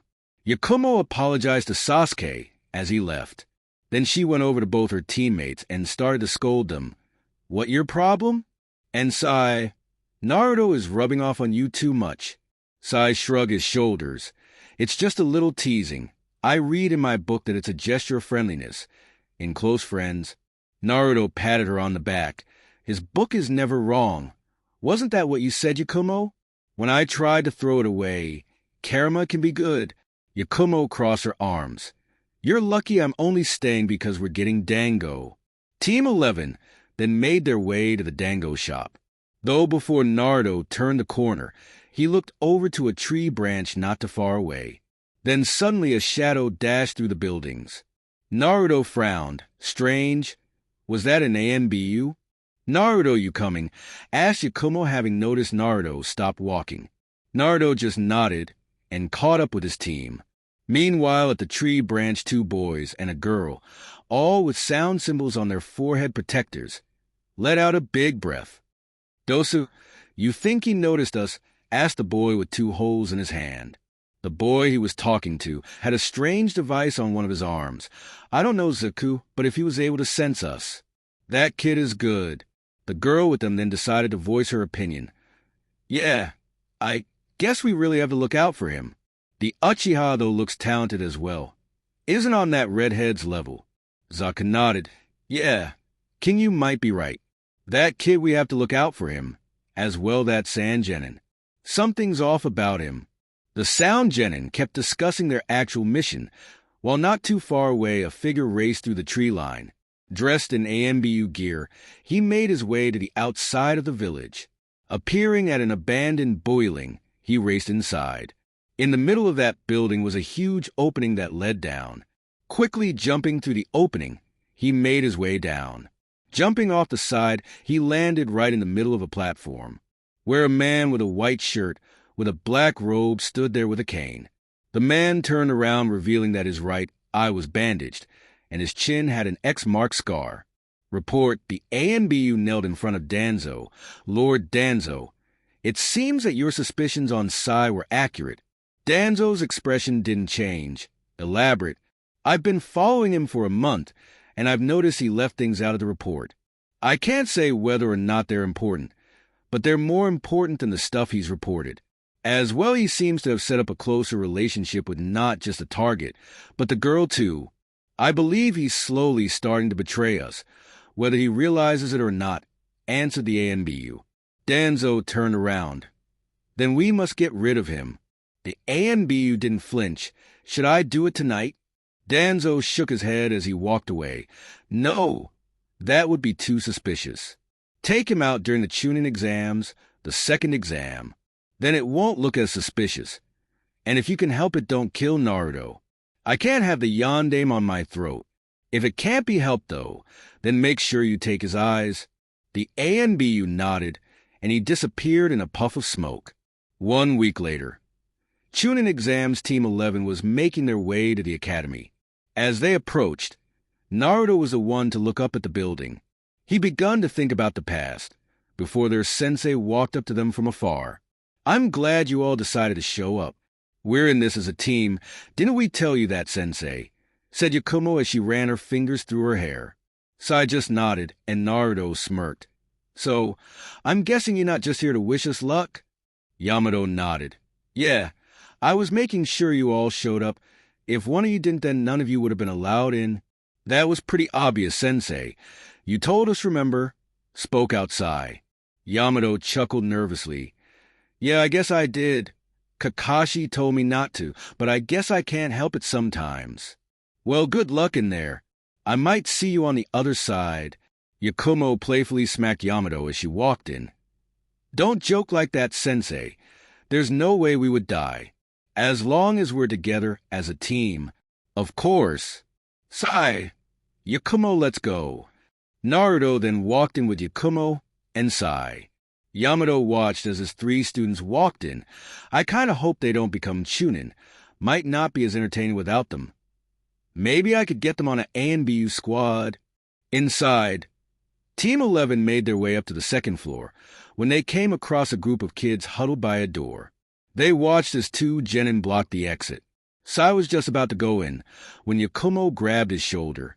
Sai's a genjutsu. Those 2 there are under a henge. Sai looked up at the sign, then his expression wide. You right. We're obviously only on the second level. Only Naruto then walked across the little herd and made his way to the stairs. Silently motioning his team to follow him, they did, making their way up the stairs. They were surprised that the door on this level was their door. Naruto looked at Yakumo and Sai, and watched how Yakumo looked a bit nervous. While Sai had his emotionless mask on, Naruto sighed, and he pushed the door open. Walking in, they were surprised by the number of people. Naruto blinked. Wow. Yakumo nodded while Sai spoke up. I guess we're not the only ones taking this. Naruto scanned the room until his eyes landed on a teal-haired girl. Naruto, without thinking, made his way to Fu. Yakumo suddenly sighed at Naruto.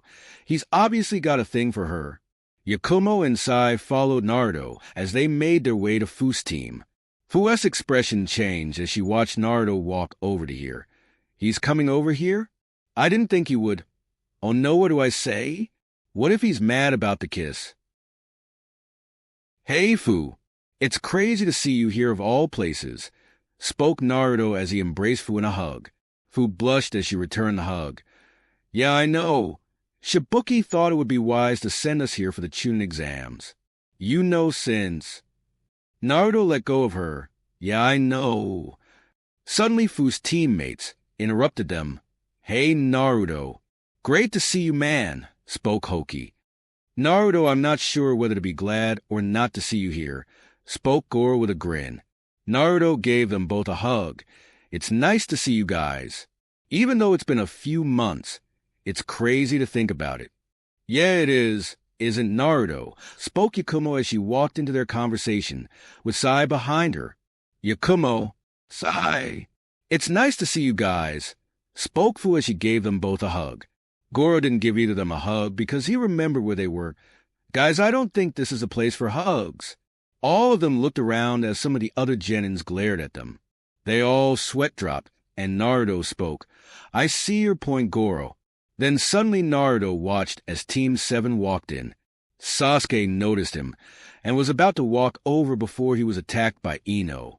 The 2 teams watched as most of the rookies gathered at the entrance, creating quite the commotion. Not the smartest bunch, spoke Hoki. Naruto shook his head. Don't underestimate. They're more than they meet the eye. All of them. Naruto then watched as a silver-headed boy with glasses walked over to them. Hey, you rookies, take it easy. Who do you think you are? Demanded Kiba. Hinata then tried her best to scowl Kiba. Kiba, it's all right. My name's Kabuto, and I think it would be wise for you guys to calm down. If you want, I could even help you out, said Kabuto. Sasuke then eyed him for a second before Ino spoke up. What do you mean? Well, I've taken this exam 7 times, so I've got quite the info about almost anyone here. 7 times? You must suck, retorted Kiba as he looked away. Shikamaru then voiced his opinion. Still, that makes him a veteran here. He must know the test inside out. Exactly, said Kabuto as he pushed his glasses in. Sasuke then walked up to him. Do you have information on Shinobi? Kabuto nodded. He pulled out some cards. These cards here have information on almost anyone. They're my own creation. Just give me looks, village, or simply a name. Everyone around watched interested in this silver-haired shinobi, especially Naruto. There's no way a genin can get this type of information, even if Kabuto is the adopted son of the chief medic of the Leaf. Sasuke thought about it for a minute before he said a few names: Gar of the Sand, Lee Rock of the Leaf, and Naruto Uzumaki of the Leaf. Yakumo then gasped, What's he doing? Sai shook his head. He's getting information on what he thinks are his biggest rivals. You can't blame him. We aren't exactly on his side this time around. Fu looked at Naruto. Are you all right with this? Naruto shrugged his shoulder. I don't care, but I don't like how this guy has so much information. Ah, too bad. You even now to ruins the fun. All right, first one. Gar of the Sand, said Kabuto as he pulled out a card, and begun to spin it with chakra. Stopping the card, he pulled it up. Since he's a newcomer from a foreign country, I don't have much info, but it seems he returned from all of his missions without a scratch. Mission history, 8 C rank and 1 B rank. Wow, that's impressive for a genin. Kabuto pulled out another card. Next is Rock Lee of the Leaf. Last year he gained attention as a talented genin, but he did not participate in the exams. Like you guys, this is his first time. On his team are Niji Hyuga and Tenten, also considered highly skilled. His best skill seems to be taijutsu, but nothing else is impressive. Naruto watched as the kid he was talking about grit his teeth and his teammate. The Hyuga then squinted his eyes in an angry twitch. Can't blame them. He's giving out a lot of info. All right, last one up, Naruto Uzumaki. Kabuto then pulled out a third card. Naruto Uzumaki is under the team of a man known as Yamato, with his teammates being Yakumo Kurama and Sai. While this kid has completed 1 B rank mission and 1 A rank mission, both of them a success. High number of D ranks and not too many C ranks. Naruto Uzumaki, formerly Naruto Namikaze, the son of the 4th Hokage. Naruto watched as many kids begun to look at him. This kid is highly skilled in ninjutsu and genjutsu. He has a Kekai Genkai too. It's the Sharingan. Kabuto looked up at Sasuke, hoping for a reaction. I guess he already knows. This is something I should tell Orochimaru. One last thing. He's in the bingo book as a high B-rank ninja for taking Zabuza Momochi's Executioner Blade. Naruto closed his eyes as he heard a bunch of gasps and received a few glares from the Mist and the Rock ninjas. Great. I guess he will be the ninja to beat in this exams.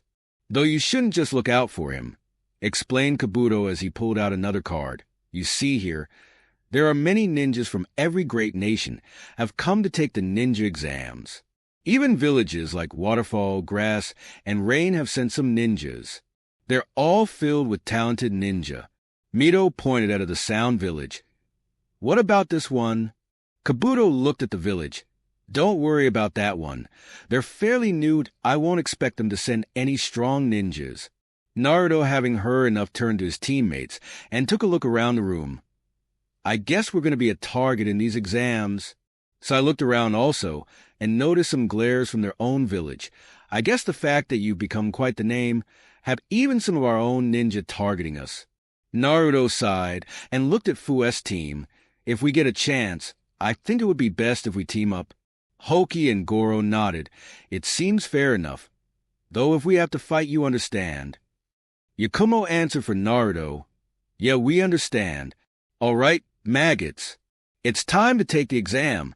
The proctors will assign you a seat, and you guys will take the exam. Explained a bookie. By the way, my name's a bookie, and I'll be the protector of the first exam. Naruto got his number and moved to his seat. His surprise when he ends up sitting right by Fu. Good luck, Fu. Fu nodded. You too, Naruto. Naruto looked around and rubbed the back of his head. I know this isn't the time, but after that kiss, I was wondering if you might want to get a bite to eat? Maybe show you around my village. Fu thought he was going to yell at her or something, but she smiled. Like a date. Naruto blushed. I guess so. Fu smiled. Sure, but you're buying. Naruto smiled as his nerves finally calming down. Of course, a gentleman is supposed to treat the lady. A bookie then interrupted them and handed out the exam. He then begun to explain the test and how Naruto was standing outside his assigned gate with his team. He glanced over at Yakumo and Sai as they were going over their stuff. Even though he felt he should be happy, this exam just fell off. The guard kid, those people watching them, Kabuto, and that women he had seen at the introduction of the second exam. Naruto recalled how the women had caught the kunai thrown at Kiba by the proctor, Enko. That was what had Naruto worked up. That woman has me so worked up, but over what her freaky tongue? No, it's something more. It's like evil itself, like the time Mito let out a bit of the Nine Tails chakra. Naruto then pulled out a kunai and looked into the reflection. He stared into his Sharingan eyes. Then he pierced his thumb, pulling some blood. Making sure his teammates weren't looking, he unzipped the zipper on his left shoulder. That no one seemed to question about the fact he had a zipper on his shoulder. Naruto shrugged the thought as he wiped some blood on the summoning tattoo. Crouching on the ground, he flashed through some hand seals. Summoning jutsu, slamming his hand onto the ground, a small sealing spiral appeared. Then a small crow purred from it. The crow had his left eye closed and only eyed Naruto with his right. Crow, I need you to look after someone. Pulling out a picture, he handed it to the crow. The crow nodded. All right, Naruto. Do you want me to use that jutsu if necessary? Naruto shook his head. No. If possible, just use the knockout genjutsu program into the Sharingan. Only use Kodo as last resort. I'll be gone for 5 days, so stay out of sight. If you're spotted, dispel the summoning right away. The crow nodded. Who's my target? Naruto pinged at the picture of a girl with big black eyes. Her eyebrow were very femininely shaped, just like Shursui. Her hair was pitch black and tied in a ponytail. She was wearing a dark blue kimono shirt with spots of orange. She wore a matching skirt and blue sandals. This is your target, Haruka. You will watch over her, okay? Crow's expression widened. The little girl has grown up. How old is she? 8. The Naruto shook his head. Not for another week. The crow then asked one final question. Who do I look out for? Naruto sighed. That's the problem, I don't know. I'm not sure, but someone has been following my team. As well, there are too many skepti people in the exams. I feel like something big is going to happen. The crow nodded. I'll be on my way, Naruto. You need me, don't hesitate to summon me. As well, remember you still have the toads. I'll admit they're a powerful ally. The crow then disappeared into the tree line. Naruto, come on the gate's opening, yelled out Yakumo as her and Sai approached the gate. Naruto nodded and grabbing his pack. He sealed it into a scroll which he placed it into his pouch. He then grabbed their earth scroll and tossed it to Yakumo. Here, Yakumo, you're the best one to keep it. You can easily hide with a genjutsu. As well, many would underestimate you since you're a girl. Yakumo nodded and Sai agreed. Smart. Anything to say, Naruto? Naruto gulped and nodded. Be ready at all times. I have a bad feeling about this. I thought you weren't Nerva Dash. Yakumo was cut off as I interpreted. He's not talking about that, Yakumo. This exam is just too skepti, right, Naruto? Naruto nodded. Yeah. Yakumo looked at both her teammates. You're going to explain all this to me once we get inside. The gate finally opened, and Team 11 dashed inside. Naruto activated his Sharingan. Let's do this. Flashback no Jutsu, time skip, Team 8. Hinata, Kiba, and Shino stood on a tree branch waiting as patiently as they could, when suddenly a rain team came across them. A boy with black spiky hair, who seemed to be the leader of the group, called them out. Hey, you leaf scum. Give up your scroll or else. While the boy talked, Akamaru barked something, and Kiba smirked. These guys are so foolish. To think they can sneak up on a team specialized for tracking. Kiba, please don't get so cocky. We haven't trapped them yet, managed out Hinata.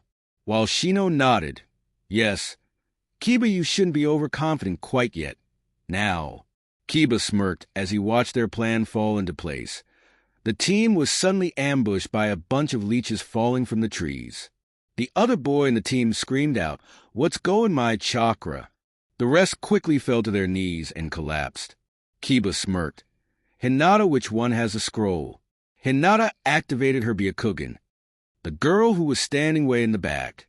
Kiba rushed over and picked the scroll of the girl.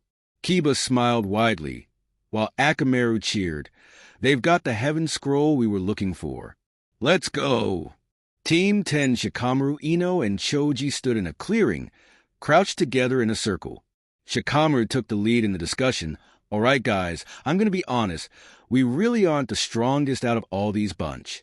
So we should work on targeting those with poor teamwork, or just poor ninjas.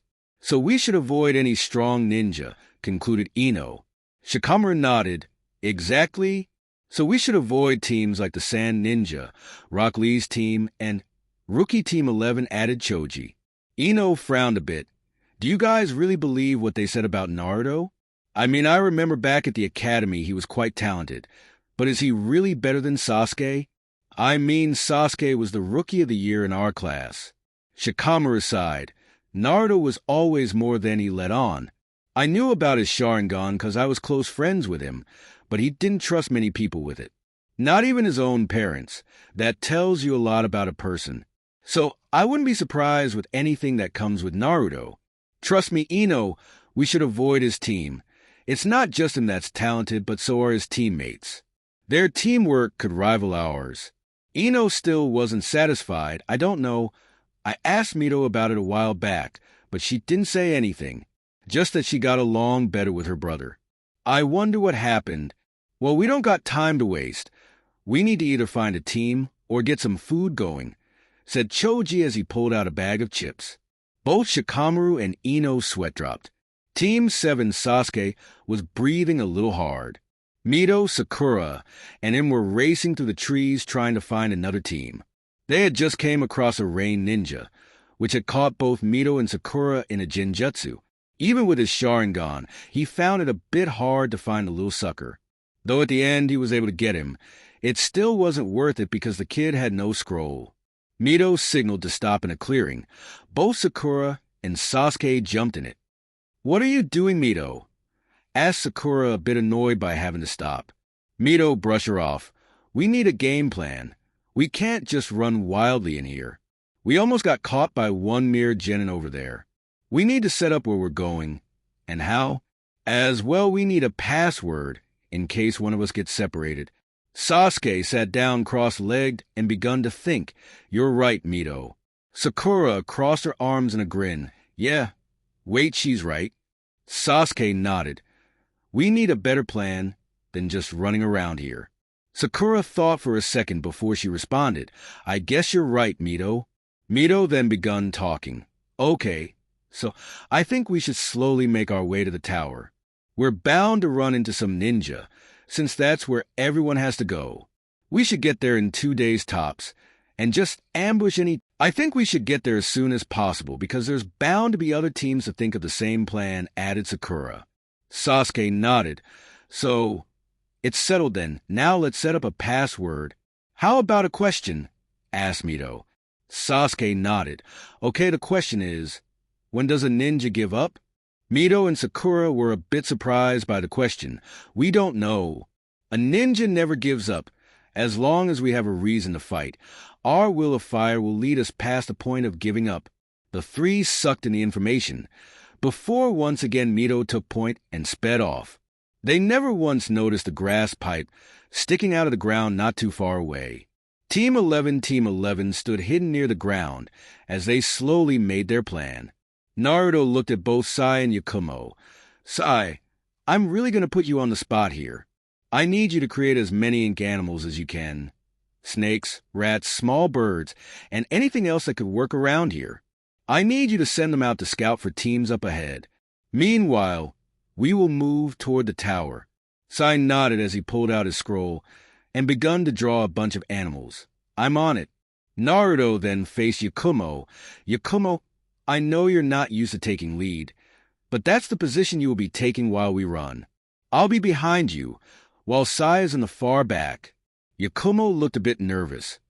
Why would you put me in front? That's usually your position or size. As well, why risk the scroll by putting me in front? Naruto smiled. Exactly. That's why we're putting you in front. Not many teams will expect it. As for why I'm in the middle, I can help you if it gets rough, or you have the easiest time hiding in the middle of the chaos. Yakumo suddenly made sense of his plan. That's really smart, Naruto. Naruto nodded. I know. You done, Sai? Sai nodded. Let's go. Naruto grabbed his shoulder. Sai, I need to tell you something. Sai turned around and faced Naruto. Naruto then let out a really loud sigh. I'm sorry I haven't told you this, but I had my doubts about you in the beginning. As well, I suspect that you have connections with Danzo, correct? Sai looked around and he just nodded. Yeah. I've tried to report less on you in order to stop spying on you, but I think that may have caused more harm. Naruto was a bit shocked. You've been reporting on me? What do you mean reporting less on me? So I looked around once again. Naruto, I was first assigned to spy on you, but after a while of being your teammate, I find it too hard to do it. I finally understand what it means to have a real team, family, and I've tried to stop, but it's not that easy. I'm sorry, Naruto. Yakumo was confused. Are you serious, Sai? Though why? As well, who's this Danzo guy? Naruto looked at Sai and Yakumo. If you've truly committed to getting out of Danzo's grasp, Sai, I'll help you out the best I can. I know it isn't easy. As for you, Yakumo, Danzo is a very dangerous man. He's one of the Leaf Elders, but he's very manipulative of his shinobi. Even though he claims the best for the village, he's always after power. Yakumo stood silent for a minute. How do you know this? Naruto closed his eyes and reopened them, revealing his Mangekyo Sharingan. He gave me these. This is what I wanted to show you, Sai. Though I hope it won't be a fatal mistake. Sai stared down Naruto's reformed Sharingan. What is that? Naruto smirked for a second. If you promise to keep this knowledge out of Danzo's hands, I might tell you. Sai nodded. I promise, Naruto, anything you don't want Danzo to know, he won't. I don't work loyally anymore for Danzo. Yeah, as well you never explained it to me, Naruto. When you first showed it to me, you told me it was just a forbidden stage of the Sharingan. What did you mean? Asked Yakumo, remembering the mission in Waterfall. You were also so desperate to hide it from everyone. Naruto sat down on a tree branch. I'll try to be brief, and I'm still desperate to keep it a secret. I've only told Yakumo, Mito, and no you, Sai. I haven't even showed Haruka yet, and I tell her everything. Sai suddenly felt a bit relieved. Is this what trust supposed to run in a family? Naruto, I won't betray this trust and kindness you've shown me, even if it costs me my life. This is the forbidden stage of the Sharingan, the Mangekyo Sharingan. In order to achieve these stage, you must go through severe emotional trauma, like the type of trauma you receive when you kill the closest person to you. Both Yakumo and Sai looked down in sadness. Yakumo clutched the back of her neck. My parents. While Sai unconsciously reached for his ninja pouch and gripped his small book. Shin. Naruto eyed as both teammates. I have a bad feeling we've each gone through that experience, and that's why I decided to tell you today. Not just because of that, because I trust both of you with my life. As well you deserve to know. Yakumo then stepped forward. I didn't know until Waterfall, but I have a mental monster sealed in my conscious, Sai. If it wasn't for Naruto, I don't think I would have been able to suppress it. I just wanted to let you know. I'm sorry for not telling you. Sai gave both his teammates a smile. I can't blame you two for not telling me such huge secrets. I still don't look like a trustworthy person, but I will take these secrets to the grave, unless you tell me otherwise. Naruto reached out his fist toward Sai. Sai a bit confused. What are you doing? Naruto's sweat dropped. Are you serious, Sai? I'm obviously looking for a fist bump. Come on. It's a sign of respect and teamwork. Sai raised an eyebrow, but he ended up fist bumping Naruto. Naruto smiled and motioned toward the trees. You guys ready? Let's go. Team 11 raced toward the forest. 15 minutes later, Naruto looked back at Sai for any signs that he might have encountered any teams. Sai shook his head, getting the message. Naruto sighed and kept running. Then suddenly he felt two kunai heading toward their direction. Naruto's body reacted to cover Yakumo, but then he watched as the kunai were aimed at Sai. Naruto's blue eyes widened. SAI. Look out! Yakumo turned around and watched as Sai barely managed to block one of the kunai and dodge the other. They all jumped on a large tree branch and looked around. Naruto, now having activated his Sharingan, tried to catch a glimpse of the enemy. I don't see anyone. Yakumo then closed her eyes and tried to sense around. I don't detect any Jinjutsu or people. Maybe it was a trap? Naruto shook his head. If it would have been a trap, then that trap was either perfectly set up to measure Sai's speed, or it was just random luck. I really doubt it was either. Naruto looked around, but he still couldn't spot anything. Then that's where he noticed that a black shadow moved quickly through the shadows. Naruto flashed through some hand seals. Fire release. Fireball jutsu. Naruto launched the fireball right into the tree, burning it. Whatever is back there will no be detectable by the light, or the smoke will force them to come out. Either way, it should come out. Team 11 dropped back and Yakumo shouted, Naruto, did you catch something? Naruto nodded. Yeah, but I'm not sure who it was. Naruto then watched as a man jumped out of the shadows and into the air. Then suddenly he heard Yakumo shout, Guys, behind us! Naruto turned and watched another man jump out. This man Naruto was able to distinguish that he had orange hair to his shoulders with an ANBU mask on. Naruto then had sort of an idea what was going on. Root? That's impossible. What could they be doing here? There's no way they would know so soon, even if Sai betrayed me. As well they were targeting Sai. Sai! Yakumo, take the man from behind, and I'll engage the other, shouted Naruto. Yakumo was confused. Not that I don't want to help you, but what about the plan? Naruto was suddenly attacked by the other man with a kunai. Pulling out his own, he managed to block a few strikes before he jumped onto another branch. These guys aren't Gen and Yakumo. They're not after our scroll. Yakumo and Sai were evading the other guy. While Yakumo gasped, then are they here to kill us? Sai yelled out to Yakumo, Not you, Yakumo, but me. Yakumo was confused as they regrouped on another tree branch. Why? Naruto shook his head and looked at Sai. It's how Root works. If one isn't loyal, they are eliminated. Right, Root. The two masked ANBU appeared on a tree branch not too far away. They both remained silent and just stood in front of them, calculating their every move. While Naruto did the same. The one that had attacked from behind had shoulder-length orange hair in a ponytail. Besides that, there wasn't any noticeable traits. The other man, though, had the regular ANBU clothing, but with a rather odd black robe underneath. He also wore strange gloves, and he had very short spiky hair. Naruto tried to get an idea on who these two could possibly be. I have no idea who the orange-haired guy is, but the other one wears clothing similar to the Aburame clan. We need to take them out one at a time. Two will work on one, while the last one will distract the second ANBU. Yakumo, Sai, I don't think we're going to be able to run. replied Naruto as he pulled up his right sleeve. He then unsealed his usual orange-handled sword. I want to use the Executioner's blade, but I don't have enough experience to be facing ANBU-level shinobi. I guess Shursue's blade will have to do. Naruto then turned to both his teammates. He saw the determination in Sai's eyes and the fear in Yakumo's. Yakumo, remember everything we've learned since becoming a genin. We've been preparing for something like this for ages. Now it's time for us to work together and take them down. Yakumo looked at Naruto. I don't know. Sai then spoke up. You guys run. They're after me. I'll distract them while you two get away. Naruto shook his head. Sai, we can't do that. We're a team, and a team never abandons a comrade. Yakumo, you need to pull it together, because we need you. Yakumo clutched the kunai in her hand and took a few deep breaths. I can do this.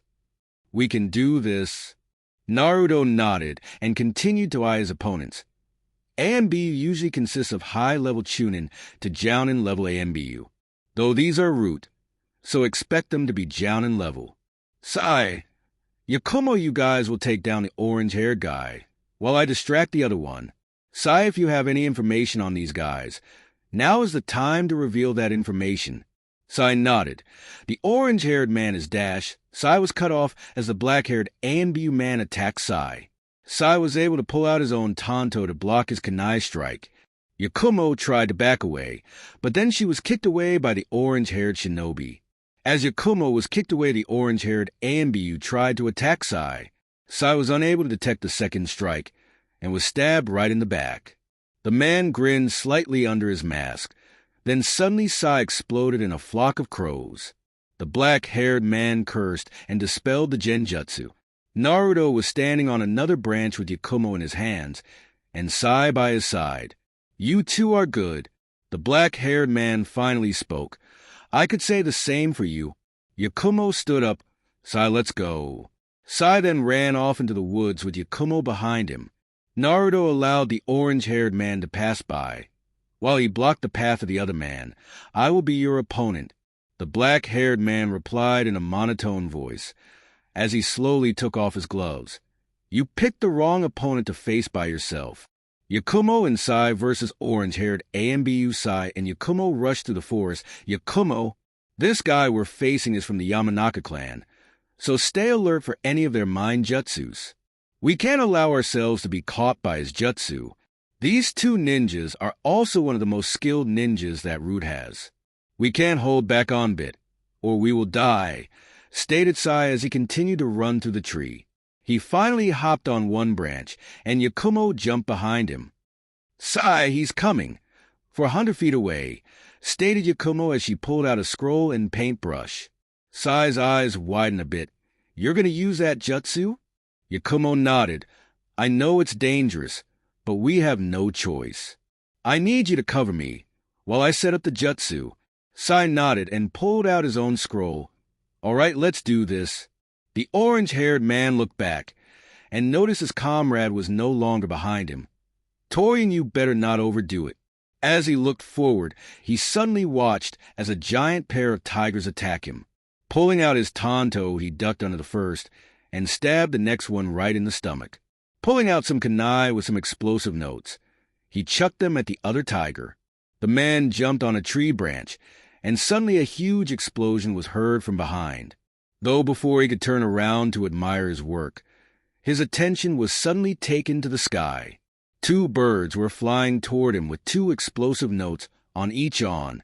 The ANBU barely jumped away in time, as the branch was destroyed into little pieces. As the smoke cleared, he saw his target jump to engage him with his Tanto. The man reached for his own, but to notice it was gone, he forced me to drop it earlier. The man jumped behind a tree and dashed away. Sai followed close behind as he tried to pin the man in a corner. The man was able to retrieve his Tanto and finally stopped running. Jumping on a tree branch, he used it to catapult himself toward Sai. He matched Sai's strike and managed to force him back. The man forced Sai onto the defensive. Sai's Tanto was knocked out of his hand as he dropped straight down to the ground. The man swiped across, barely missing Sai by a hair. Smarty dropped straight down to avoid my strike, I see why Danzo chose him. It's a pity he had to betray us. He had lots of potential. Sai jumped straight to the ground and rolled away. Pulling himself back, he raced toward Yakumo. Breathing hard, he had only one thought. Hurry up, Yakumo. We need to finish him off. Naruto versus Tori and Naruto didn't understand what the man meant by, "You picked the wrong opponent to fight against." Naruto just watched carefully as the man pulled off his gloves, revealing that his hands were purple. There must be some trick to his hands. I can't afford to let him touch me. Naruto pulled his sword in front of him and got ready to fight. Then it happened the man came flying toward him. Naruto ducked under the first punch and tried to stab him, but the man kicked his sword away. Naruto rolled to his right and dodged his open palm. As Naruto rolled away, he watched as the man's palm slammed into the ground. The tree is being destroyed inside out. No, it's being poisoned. Naruto rolled up to his feet and dodged the next set of attacks. Unable to block or catch his fists, Naruto was forced to simply dodge. So, my guess of him being from the Aburame clan is correct, but these bugs are barely visible. I can only distinguish them because of my Sharingan's ability to see chakra as color. Naruto dodged another fist and watched as it hit another tree. As well, it seems they must be ultra-venomous if the poison spread so fast. Naruto shook his head. Taijutsu isn't an option. I don't know if Genjutsu will work on him. Even though he is from the Aburame clan, there might be the chance he doesn't have full control of the bugs. That's probably why he wears the gloves. Since he isn't in sync, then he must have trouble detecting Genjutsu. Naruto jumped away once again. If Yakumo had faced this guy, he could have been able to break her Genjutsu. Since insects don't have the 5 human senses needed for her to cast her Genjutsu, Naruto then attempted to cast a Genjutsu on him. As he dodged under a punch, he rushed toward his body at fast speeds. His eyes inches away from his. The 3 tomo in his eyes spin furiously. The man's eyes widen before he fell onto the ground. Naruto avoided his falling hand and jumped away. I guess he wasn't as tough as he claimed. Naruto then walked over to his sword. Picking it up, he turned around to finish the job. To his shock, when the man was inches away from touching his left hand, he already dispelled it. Yakumo and Sai versus orange-haired A and BU. Sai dashed through the trees as quickly as possible. We're almost here. He then appeared in the middle of the clearing, and he threw a kunai with an explosive note right into the air. The note exploded, signaling Yakumo. Yakumo jumped out of the tree with her Genjutsu set. Sai, are you ready? Then appeared the other man. He then formed a hand seal. Yakumo dashed. Sai didn't finish because his body suddenly jerked and he raced toward Yakumo. Yakumo was shocked and allowed Sai to cut her across the cheek with a kunai. Sai, what's the big deal? Sai didn't say anything as he pressed the attack. Yakumo then looked over to the AMBU and noticed that he was slumped against the tree. He used the mind transfer jutsu. Yakumo, having let her guard down, slipped and fell right on her back. Yakumo watched in horror as the kunai came closer and closer. She closed her eyes, waiting for everything to end. Is this the end? Yakumo could hear her own heartbeat racing at 100 miles per hour, but time passed, and the final blow never came. Slowly reopening her eyes, she saw that the kunai was inches away from her eye. Rolling to the side, she watched as every single muscle in Sai's body was tight, like he was trying to resist. Come on, Sai. You can do it. Sai watched from his own mind as he struggled to gain control of his body. There's only one way I'm going to break out of this. The man whispered in Sai's own mind. Give up, kid. You're going to die too. Might as well make this girl's death painless. Sai slowly begun to move the kunai directly in front of his stomach. You should know, Fu, I won't allow my comrades to die so easily. Sai then procced with the little control to stab the kunai right into his stomach. Fu released the jutsu and woke up clutching his stomach too. He clutched his stomach in pains as blood begun to ooze out. Yakumo ran over to Sai and pulled the kunai. Sai coughed up some blood and he clutched his stomach. Yakumo, start the genjutsu. I'll be fine. I missed any vital organs. Hurry! Yakumo nodded and retrieved her scroll and flashed through a long series of hand seals. Fu stood up and tried to get out of there. Though before he could, Yakumo yelled out, "Too late to run." Demonic illusion. Sea of lava jutsu. Fu's eyes widened, and suddenly the world went dark. The Genjutsu Fu woke up, and all around was molten rock. As he peered through the cracks, he could see the lava underneath. As he looked around, he noticed that everywhere he looked, there was just pieces of rock floating in the lava. Then suddenly he felt the rock below sink a little. He then tried to jump away, but his wound denied him from moving. Following onto his knees, he suddenly felt some lava splash onto his hand. He closed his eyes in pain, as the lava melted through his skin right into the bone. Suddenly more lava began to splash all over. Yelled in pain until he was completely devoured by the lava. Yakumo sighed, and Anbu for Yakumo was breathing hard as she saw the Genjutsu take place. She slowly watched as the man's skin slowly crisped up until the bone showed. She turned to her side and puked. Wiping her mouth, she walked over to Sai. Pulling out some medical supplies, she began to fix him up.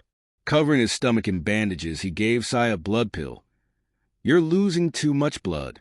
Here, take a blood pill." Sai just nodded and took the pill. He heard Yakumo say few more things before he collapsed. Yakumo watched him slip into an unconscious state. She sighed and picked him up. "We need to get back with Naruto." Though before she left, she grabbed a pair of kunai with paper bombs and chucked them at Fu's barely alive body. Naruto and Naruto shunshined away and allowed Torian to barely touch his sleeve.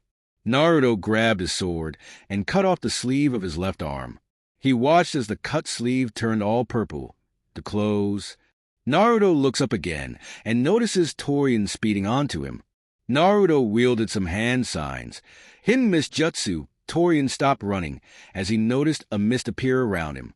Naruto resealed his sword and unsealed the executioner blade. "I can't allow him to touch me. I need to strike from the mist and then take him out." Naruto then shunshined into the mist. Torian looked right, left, behind, and in front. Looking all around, he began to feel the heat of the battle.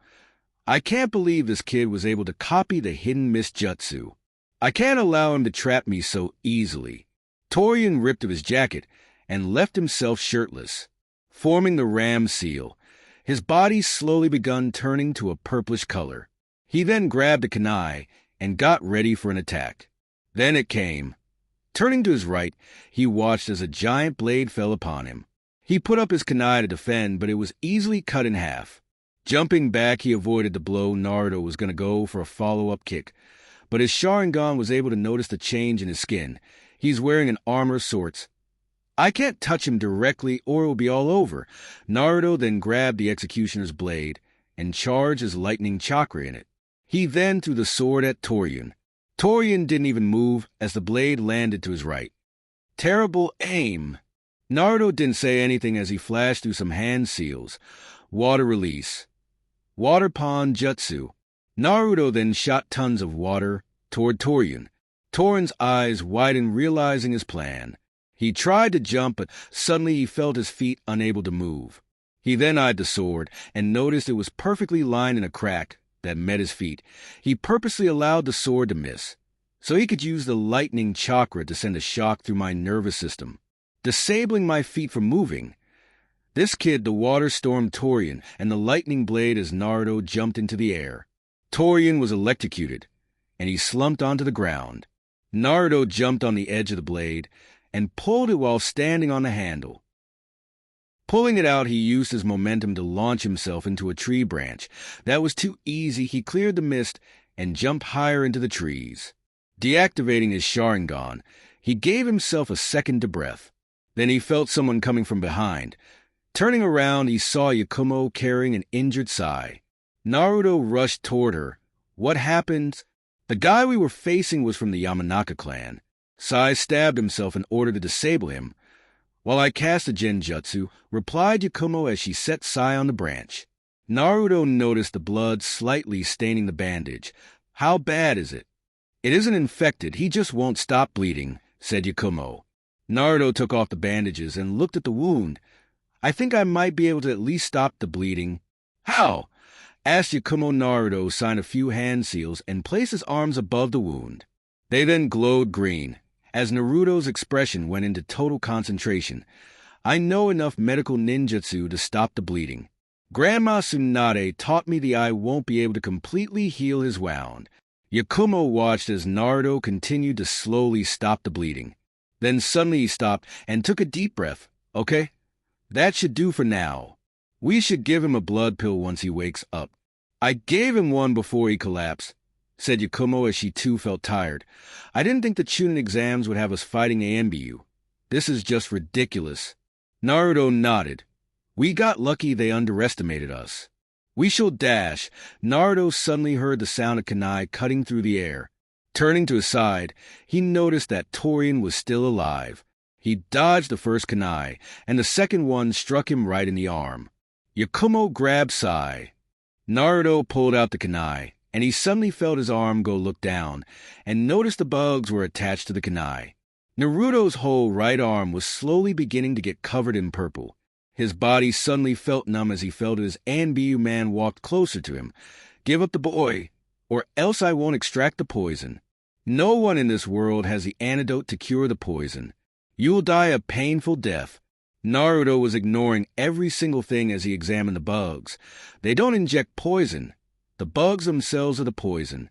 I just have to kill all of them, or get rid of them. Though they're so small, it would be almost impossible to get rid of them all. Naruto looked up at the man. Never. Yakumo, run. Yakumo had Sai on her shoulders as she was standing on a branch away. Give me the boy, and I'll spare this kid. Yakumo just stared down the other man. What do I do? Naruto and Sai would both want to sacrifice themselves so the other would live. This is so difficult. And I'm too tired to cast another genjutsu. Naruto stared down the poison as he tried to come up for a solution. He watched as the bugs made their way to his shoulder. When it hit him, Naruto closed his right eye and reopened it. Kemui Naruto then warped away the bugs attached to his arm. It's working. Torian then attacked Yakumo as he tried to get a grasp of Sai. Yakumo jumped away and with her left arm pulled out a kunai. Exchanging a few strikes, Yakumo jumped onto a giant tree and begun to run around the base. Reaching the other side, she slid down the base of the tree and right into an opening. She made her way to the other side and placed Sai against the tree. Turning around, she got into a position to defend herself. Then, out of nowhere, the man appeared before her. Yakumo and Torian stared each other down. Then Yakumo pulled out some shuriken and threw them at Torian. Shadow Shuriken Jutsu. The 5 shuriken she threw turned into 20. Torian jumped straight in the air where she flashed through some hand signs. Naruto isn't the only one who can use this jutsu, Fire Release, Fireball Jutsu. A giant fireball erupted from Yakumo's mouth as Torian was unable to dodge. The fireball destroyed the top of 3 treetops. Yakumo looked around looking for him, when suddenly she turned around and noticed he had sunshine behind her. She watched in slow motion as Torian was yards away from touching Sai. Yakumo was about to scream Sai's name when she remembered he was unconscious. She raced after him, but she knew she wouldn't get there in time. Then suddenly the air around Sai begun to distort. Her eyes widened when she realized Naruto was using that jutsu. Naruto finished warping the last bug. Catching his breath, he then warped himself away. He suddenly appeared in front of Sai and turned around. He heard Yakumo scream as he stared down to Runo. As Torian was running toward him, how did you get rid of the poison? Like I would tell you. Torian was then just inches away. They both glared each other down, and then Naruto's eyes warped into an 8-rounded star. Time seemed to stop for Naruto as he stood there. If I kill him, I won't be able to get any evidence. I can't allow Danzo to keep targeting Sai. I won't allow something like that to happen again. Naruto's mind flashed to the incident of Shursue's death. Never again. Takumi, Torian was just inches away, until he made the mistake of looking into his eyes. These what are they? Then suddenly everything froze. He stopped running as he looked around, and when he looked up, All he could see was a red moon, and on that moon was the same 8-rounded star he had just seen. Then suddenly his body was tied to a tree. The forest disappeared, and he was standing there tied to the only tree left. As Torian looked around, he begun to worry. What's going on? Not even my bugs can pierce this genjutsu for me. What is this? Then the red-headed boy from before appeared before him. You are now stuck in my genjutsu. In this genjutsu, I control space and the precipitation of time. You might have noticed your bugs can't pierce this genjutsu. That is because when a day passes in here, only a second passes in the real world. Torian looked horrified at the kid. That's impossible. There's no way that's true. Naruto shook his head. But it is. This is the power of Tsukuyami. For the next 24 hours, you are now my prisoner. Naruto stabbed him right through the stomach, and Torian gritted his teeth. Then 5 more Narutos appeared around him. Then for the next hour, they continued to stab him again and again. Only 22 hours and 59 minutes to go. Torian couldn't believe it. Even after all his training en route, this was the worst thing to ever happen to him. Why don't you just kill me? What do you want? Naruto stabbed him again. I thought you won't ask. Pulling out the sword, he stopped the others too. It's quite simple. I want to know who sent you. You're going to tell me, one way or another. Torian didn't say anything, and Naruto shrugged as he signaled the others to keep going. All you could hear was Torian's screams throughout the genjutsu. Quite impressive, only 10 minutes left, but that's all I need. Torian didn't reply as he could barely manage to speak. As I told you, I control space here, so I can force you to talk. Naruto rose his right arm and formed a one-handed seal. So talk. Torian felt his whole body jerk forward. Lord Danzo set us to eliminate Sai. Sai was proving to be a traitor by not completing his mission to the letter. We also had second orders. If you were to interfere to steal your eyes... Naruto sighed. That's all I needed to know. Torian stopped running in mid-air and slumped forward, and fell straight into unconscious. Naruto fell to his knees and took heavy breaths. He clutched his eyes. That was so exhausting. Yakumo stopped running as she watched the events unfold in front of her. She walked over to Torian's body and was going to check for a pulse when Naruto grabbed her hand. Stop. His armor is still active. If you touch just one of those bugs, you're good as dead. Yakumo nodded. What happened? Naruto took a heavy breath again and deactivated his Sharingan. I caught him under a genjutsu. I was able to find out that it was indeed Danzo who sent them. Yakumo looked a bit confused. I thought we already knew that. Naruto shook his head. Yeah, but we have no evidence. I was able to make him confess, but I doubt that would be enough to convict him, since he's probably dead from the mental stress. I just did it, so I can make sure it was him. Yakumo just nodded and looked over at Sai. Walking over, she picked him up. Let's go. Naruto nodded. He then pulled out some paper bombs and threw them onto his body. The huge explosion finally killed Torian. Yakumo looked over at Naruto. I thought we needed evidence against Danzo. Naruto nodded. He's too loyal. He would never give up Danzo, no matter what happens to him. The only reason I got him to confess was because of the genjutsu. As well, they probably have cursed seals that enable him to talk. Yakumo looked over at Naruto and finally noticed how exhausted he was. We need to find somewhere to rest. Naruto nodded. Yeah, let's go. Team 7 Sasuke stared down the women in front of them. He was breathing a bit heavy as he watched the women start to peel her skin off. Sasuke was mortified. Why doesn't she die? That fire jutsu should have burned her to crisp. Sasuke looked over to the rest of his team and gazed at a knocked-out Mito and Sakura trying to heal her. Mito had been taken out so easily by that weird finger jutsu, and Sakura isn't exactly the fighting type. Taking his attention back to the women, he watched as a new body appeared. Kukuku Sasuke, you have surely grown, but not enough. You still got ways to go before you catch up to Itachi. Sasuke gritted his teeth. What do you want? Orochimaru chuckled. I'm Orochimaru, and you'll find out soon enough. Though for now, I'll leave you a parting gift." Suddenly his neck extended and went flying towards Sasuke. Sasuke, having been caught off guard, was bit right in the neck. He yelled in pain, and suddenly a mark appeared on his neck. He slumped forward and fell onto the tree branch. Orochimaru laughed and disappeared. Sakura grabbed both Sasuke and Mito and fled the scene. Outside of Chunin exams, Anko was sitting at the entrance of the exam, enjoying some dango, when suddenly she felt the air behind her shift. "What do you want?" The AMBU spoke. "We found some bodies." Anko chuckled. "What's new?" AMBU shook his head. "This is different." "What do you mean?" "Different." "Come take a look," replied the AMBU as he disappeared. Anko sighed and disappeared. Anko appeared in front of a group of AMBU, where 3 bodies stood. As she went over to them, she suddenly felt overwhelmed. "There's no way." Another AMBU spoke up. "I know. Never seen anything like it. I mean, their faces are gone." Anko shook her head. "That's not it. Notify the 4th Hokage immediately.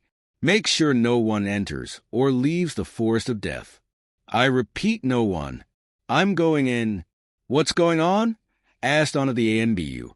The AMBU that notified Anko spoke up. "It's what I feared. It's Orochimaru of the Sannin, isn't it?"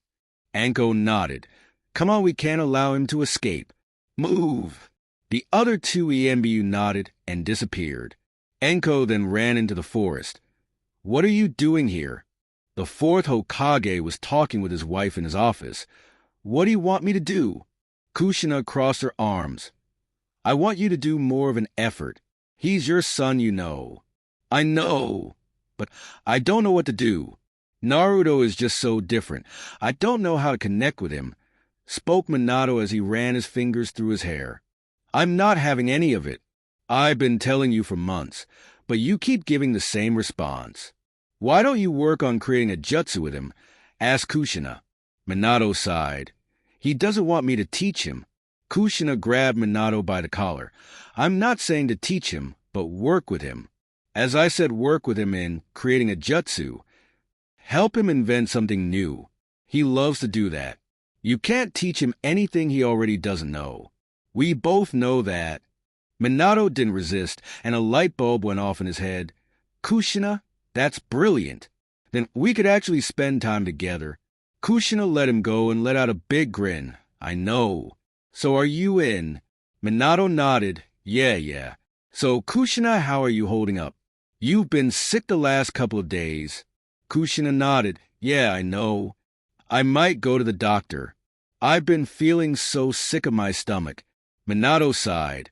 "I'm glad you didn't return to active duty. I know you want to, but it's been a hard couple of years." Kushina eyed her husband. "What do you mean?" Minato shook his head. "The Uchiha massacre, I feel like I could have done more, but..." Kushina sat back into her chair. "There wasn't anything you could do, sweetie. I mean, I didn't even see Itachi's betrayal coming. He was always so committed to protecting the leaf. I still find it hard to believe he did it." Minato closed his eyes. "I'm sorry, Itachi." Then suddenly an AMBU appeared in front of them. "Sir." Minato and Kushina were taken by surprise. "What is it?" One of Orochimaru's jutsus was spotted outside of the Forest of Death. "We have reason to believe that he has infiltrated the exams." Minato stood up. "What? How long ago was this?" "Just a few minutes ago, sir." Minato looked over at Kushina and saw how frightened she looked. "Naruto? Mito? Let's go." "Kushina, continue your day like normal. I don't want to scare anyone, unless it's absolutely true." Kushina nodded, and Minato and the AMBU disappeared. Kushina looked at the family picture on Minato's desk. "Please be all right, Naruto and Mito." Haruka walked down the street with her older cousins. Kenno, being 11, felt like he should be taking care of them. "All right, Katashi, Daichi, and Haruka, since neither Sasuke and Naruto won't be around for a while. As well, Aiko just became a genin.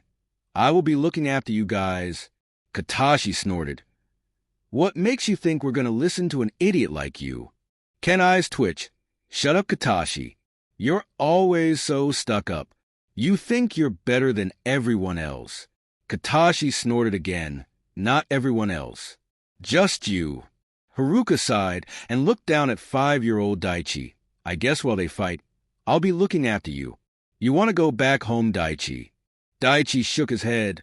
I don't care. Wherever you guys want to go. I'm kind of sick staying home all day, but I'm kind of scared of entering the academy next year. Haruka grinned. It's not that scary, Daichi. It's actually pretty fun. You should meet all my friends sometime. Ken then stopped fighting with Katashi. Yet, Daichi, you shouldn't be scared. The academy isn't half bad. Katashi sighed. For once the Doge's right, the academy is actually a great time. If you don't include the history lessons. The 3 academy students shivered for a second. Dake shrugged his shoulders. I don't know. Haruka grabbed Daichi by the hand. Don't worry about it, no, Daichi. You still have a year before you go. Let's go get some ice cream. The 3 boys sweat dropped as they followed behind the ice cream-addicted girl. They never did notice the crow watching them from the shadows, the flashback, and Ojutsu, time skip. Naruto's team was hiding underneath of a tree root. Yakumo was currently overlooking Sai. Hee. Kind of ironic we're hiding under some tree roots. Yakumo gave Naruto a dirty look. This isn't exactly the time to be joking around. Naruto shrugged his shoulders. I'm a bit tired, Yakumo. I'm just trying to lighten the mood. Yakumo gave him an apologetic look. I'm sorry, Naruto, I've been too busy on Sai. I haven't taken time to check on your wounds. You can't exactly heal me. I don't have the poison anymore, but my body is tired from having the poison. As well, don't mention my usage of my Sharingan. Is taking the toll, answered Naruto as he slipped his hand into his pouch. Pulling out a soldier pill, he swallowed it. He stood up. I'm gonna go look for a scroll. Yakumo stood up and protested. Naruto, we can't do that. I mean, we're both exhausted, and Sai isn't in condition to move. Naruto sighed. I know, that's why I said, I need to go get a scroll. I'll scout out a team and take them out with a hidden mist jutsu. I'll be fine, Yakumo. Yakumo shook her head. I don't agree with it, but I know you won't listen. Naruto turned around and walked outside. You know me too well. I'll be back before sunset. So try to keep up a genjutsu till then, if necessary. Yakumo just nodded and watched as Naruto ran into the trees. Naruto dashed through the trees. Hopping from tree to tree, he was actually looking for someone. Then by luck he ran by a group of fighting ninja. Naruto jumped onto a tree branch and looked at the 2 groups battling. Naruto couldn't see the other group, but he saw a team of Miss Shinobi corner another team. That's when he heard a familiar voice. Why are you after me? I already gave you the scroll. Leave us alone, screamed Fu as she tried to grab onto her teammates. Then suddenly one of the Miss Ninja threw an explosive note at Fu. Fu jumped out of the way, but in the process, she let go of both Goro and Hoki. Fu's eyes widened in terror as she watched both of her teammates die in front of her.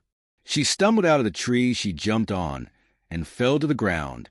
The Miss Shinobi were on her right away. The girl of the team kicked her across the face. Nothing personal, girl. It's just our Mizukichi ordered us to capture you. Though taking you out of here will be the real challenge. Fu didn't say anything as her hands shook at what she had just seen. She suddenly felt great grief take over her, as the 2 people she felt closest with had just died. She felt like just breaking down and crying, when suddenly she heard a voice behind the girl's voice. You aren't taking her anywhere. The girl didn't get a chance to turn around, as a blade was pierced through her heart. She coughed blood into Fu's face, and her body fell on her. Her teammates were both shocked by the speed and stealth of the boy. He had just appeared in the middle of their formation, like it was nothing. The one on the left tried to pull his kunai out, but when he looked into the boy's red eyes, he felt his whole body freeze up. Then the blade cut across his throat. The other teammate didn't have a chance to do much either, as suddenly he felt the blade stab him right through his stomach. The boy coughed up blood as he looked up at his enemy. Who are you? The boy looked at him with anger in his eyes. the friend of those 2 kids you just killed back there. As well the boy that will end your life. My name is Naruto Uzumaki." Naruto pulled the sword out and cut his throat. He then slipped his sword into his sheath and walked over to Fu. He tried to call her out, but Naruto could tell she was in shock. He took the Mishinobi scroll, and he grabbed Fu and got away. With Yakumo really wanted to get rest, but she didn't want to take a chance of a team sneaking up on. Suddenly, she felt someone enter her genjutsu. Forming a hand seal, she begun to focus on the jutsu. At first she tried to redirect team away from the tree, but suddenly she felt a familiar chakra. Dispelling the jutsu, she ran outside. To her surprise, she found an injured Sakura holding on to her 2 teammates. "Sakura, what's going on?" Sakura placed her teammates on the ground. "We got in a fight with Orochimaru, and he took down both Mito and Sasuke. I need to heal them." Yakumo nodded her head. "Bring them in with Sai. Do you know any medical jutsus?" Sakura nodded. "Not a lot, only a few, that I learned at the hospital. It was after Naruto told me to try out medical ninjutsu in Wave. But I don't know how much I can fix. It doesn't matter. As long as you can help them some, it would help them a lot," said Yakumo as she placed Sasuke right by Sai. Sakura placed her hands over Mito, and her hands begun to slightly glow green. Naruto and Fu Naruto was carrying Fu bridal style. As they raced through the forest, Naruto looked for a place to rest. Naruto saw a small cave and jumped towards it. Naruto walked into it and to rest, as he sat down right next to her. "So, how are you doing?" "Place Fu down." Naruto took a second for them burst into tears and hugged Naruto. "I don't know. They killed them, Naruto. I mean, sure, they were mean to me at times, but over these past couple of months, I've been getting along with them just fine. I didn't want them to die. They were like my only friends." Naruto was a bit overwhelmed, but he replied, "Fu, they died fighting alongside you. That means that they valued you more than just a friend, but probably even as far as family.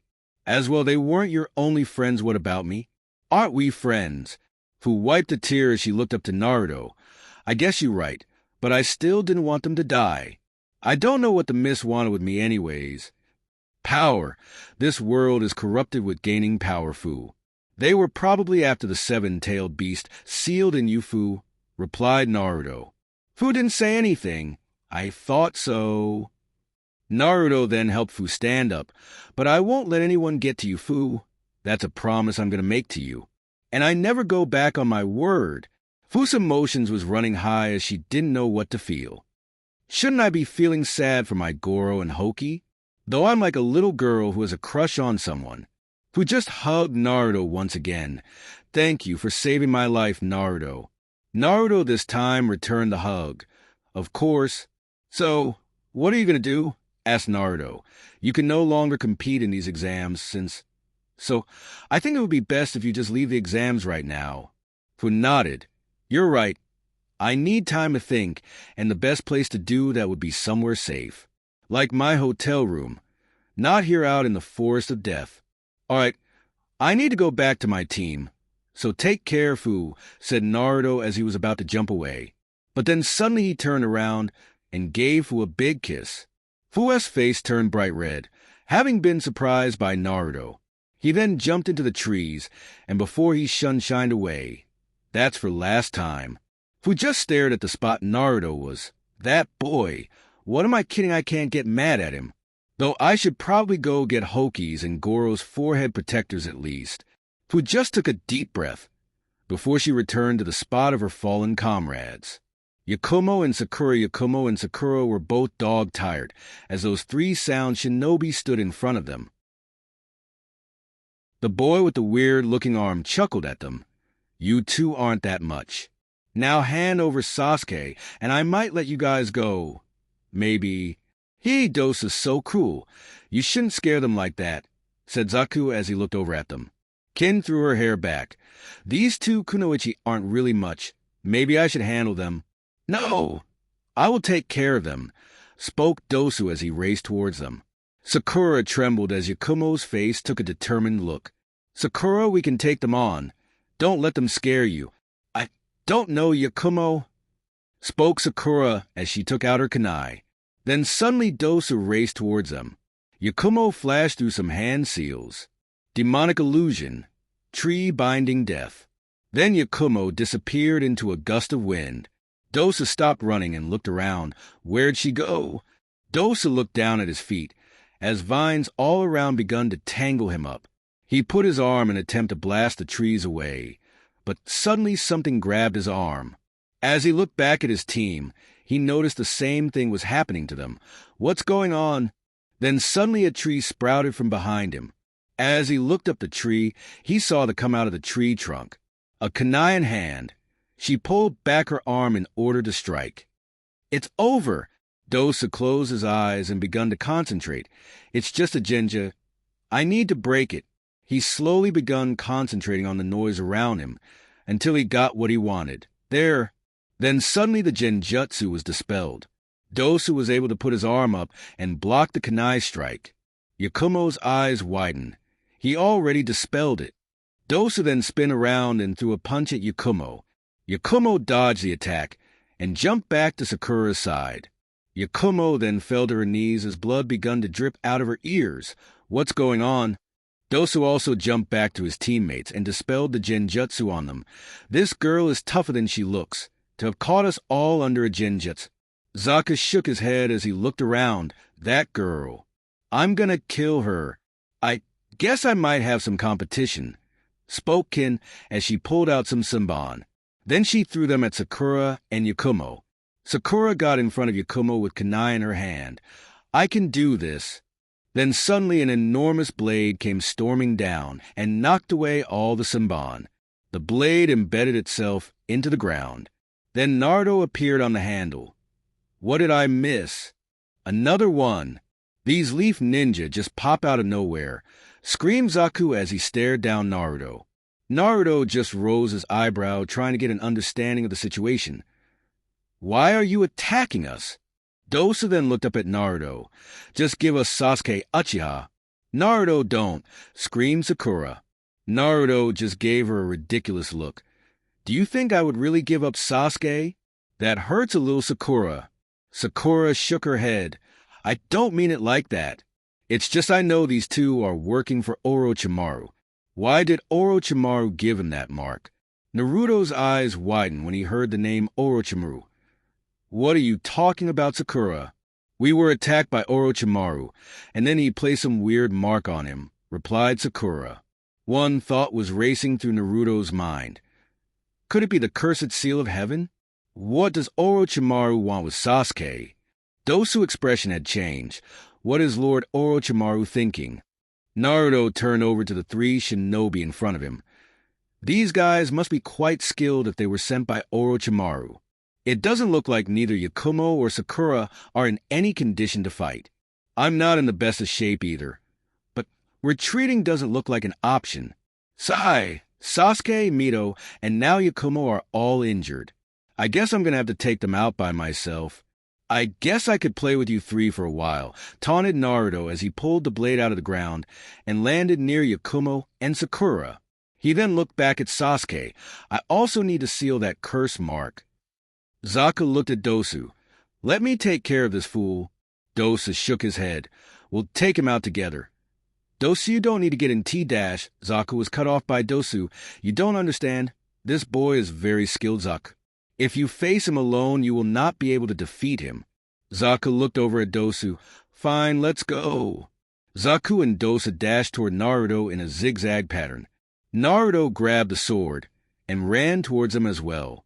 He stayed away from Dosu and attacked Zaka head-on. Slicing the executioner's blade through the air, he tried to get a quick killing blow. But his attempts were futile, as the blade was too big for him to move around quickly. Zaka was easily able to dodge his attacks. Then from behind Naruto felt a punch coming towards the back of his head.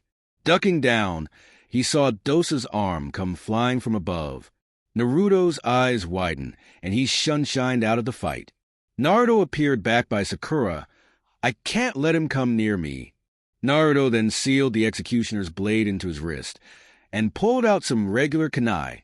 I need to stick to long-range attacks. He then chucked the kunai at them and flashed through some hand signs. Shadow Shuriken Jutsu, the 5 shuriken had thrown, had turned into 30 as they went flying toward the duo. Then Zaku just put his hands in the air. "Allow me to return this to you." Naruto had finally noticed the little air tubes in his hands and watched as pressured air came rushing out. Activating his Sharingan, he was able to see the chakra in the air. Amazing! He's using his chakra to control the air around him. The kunai thrown at Zaku and Dosu were stopped by the gush of air and thrown back at Naruto. Naruto looked behind him. "If I just dodge, it will hit everyone else." Wind release. Great breakthrough. Naruto slammed his hands together, and all the kunai were knocked out of the air. Naruto then stared at both Dosu and Zaku. Then Dosu let out a small laugh. "You really good, Naruto Uzumaki. As well I see the rumors about your Sharingan are true." Naruto glanced toward Sakura. "Sakura, you need to take out the girl over there. Meanwhile, I will take care of these goons." "Haha, allow me to show you how I'm on a total different level than you," screamed Zaku as he put his hands up. Then he sent bullets of compressed air towards Naruto. Naruto then flashed through some hand signs. Wind release. Vacuum sphere. Naruto's jutsu canceled out Zaku's attack. Naruto then dashed toward the duo, attacking mostly Zaku while keeping away from Dosu. Naruto slowly took to the battle further away from his injured comrades. Jumping into the trees, Naruto fired off jutsu after jutsu. Fire release. Comet fire and a glob of dark red fire exploded from Naruto's mouth. It grazed Dosu's shoulder, and all that was left behind was 3rd-degree burn. Even though it didn't hit a lot of skin, the parts it did destroyed the skin. Dosu screamed in pain. "Why, you little brat?" Naruto then shunshined behind Zaku.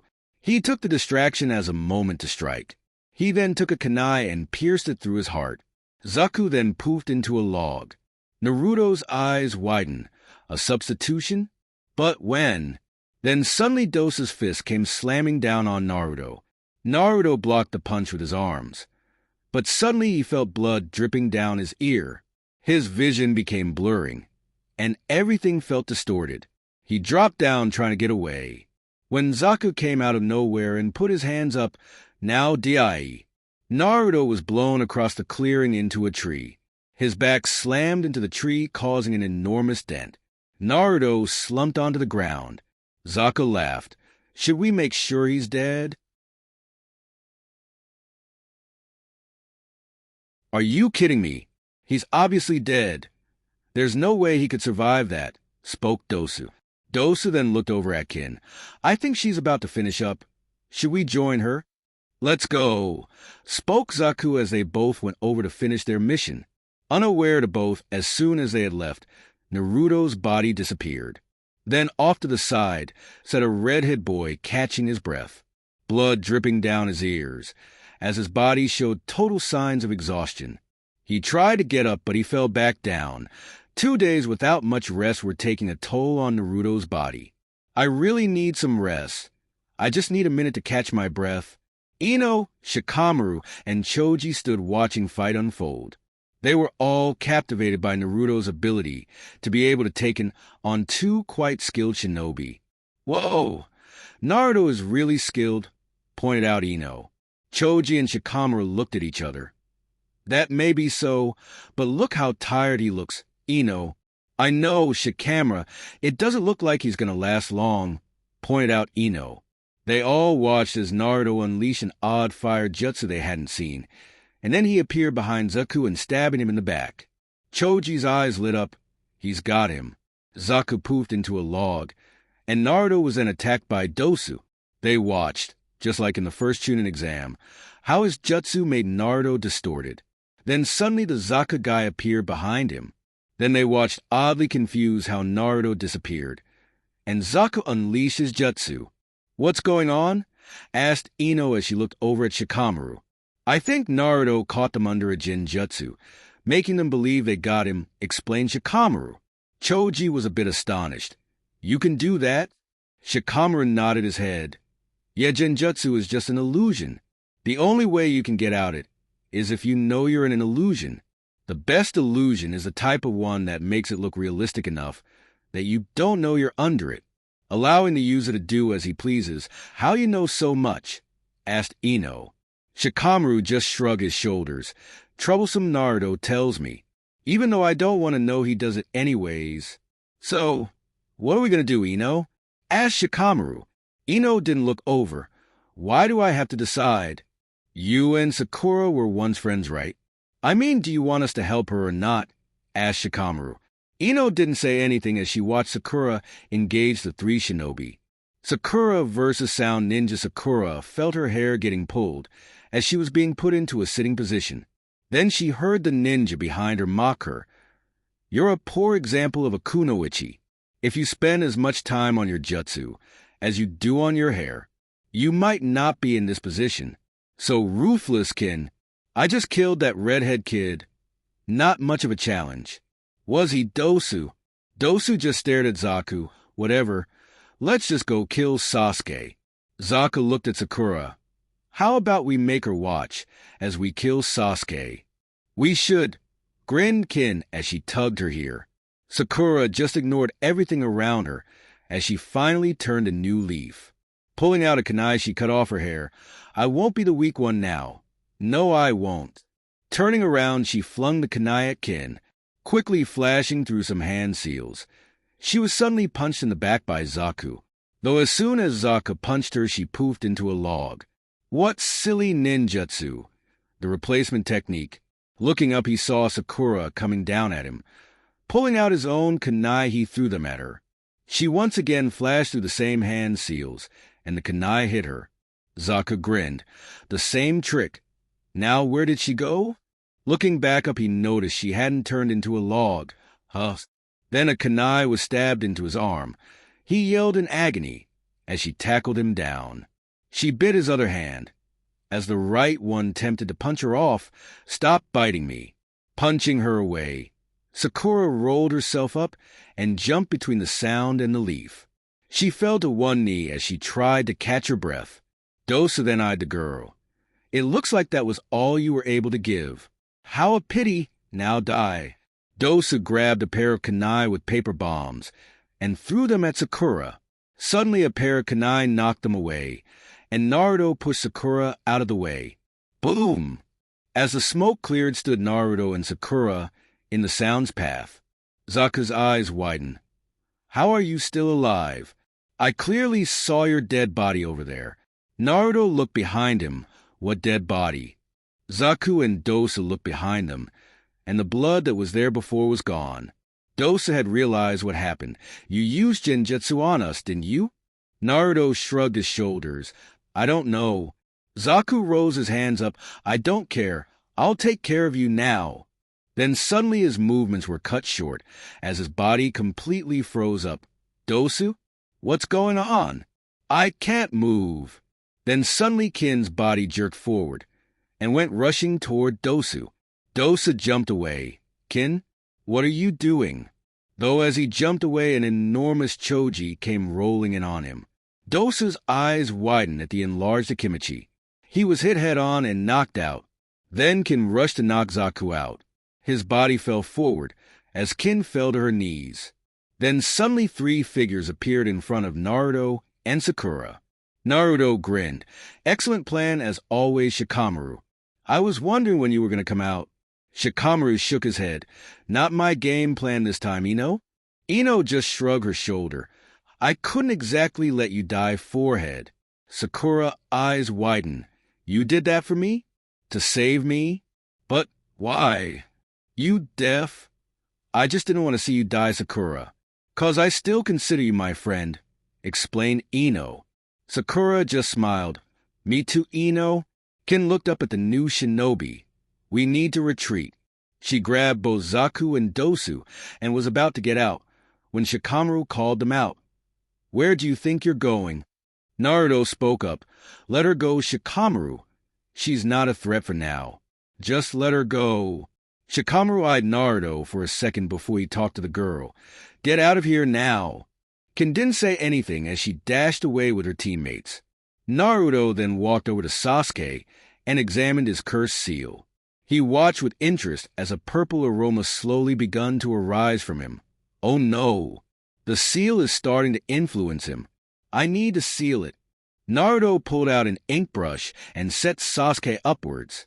Pulling off his shirt, he was about to begin the seal, when Sakura spoke up. What are you doing?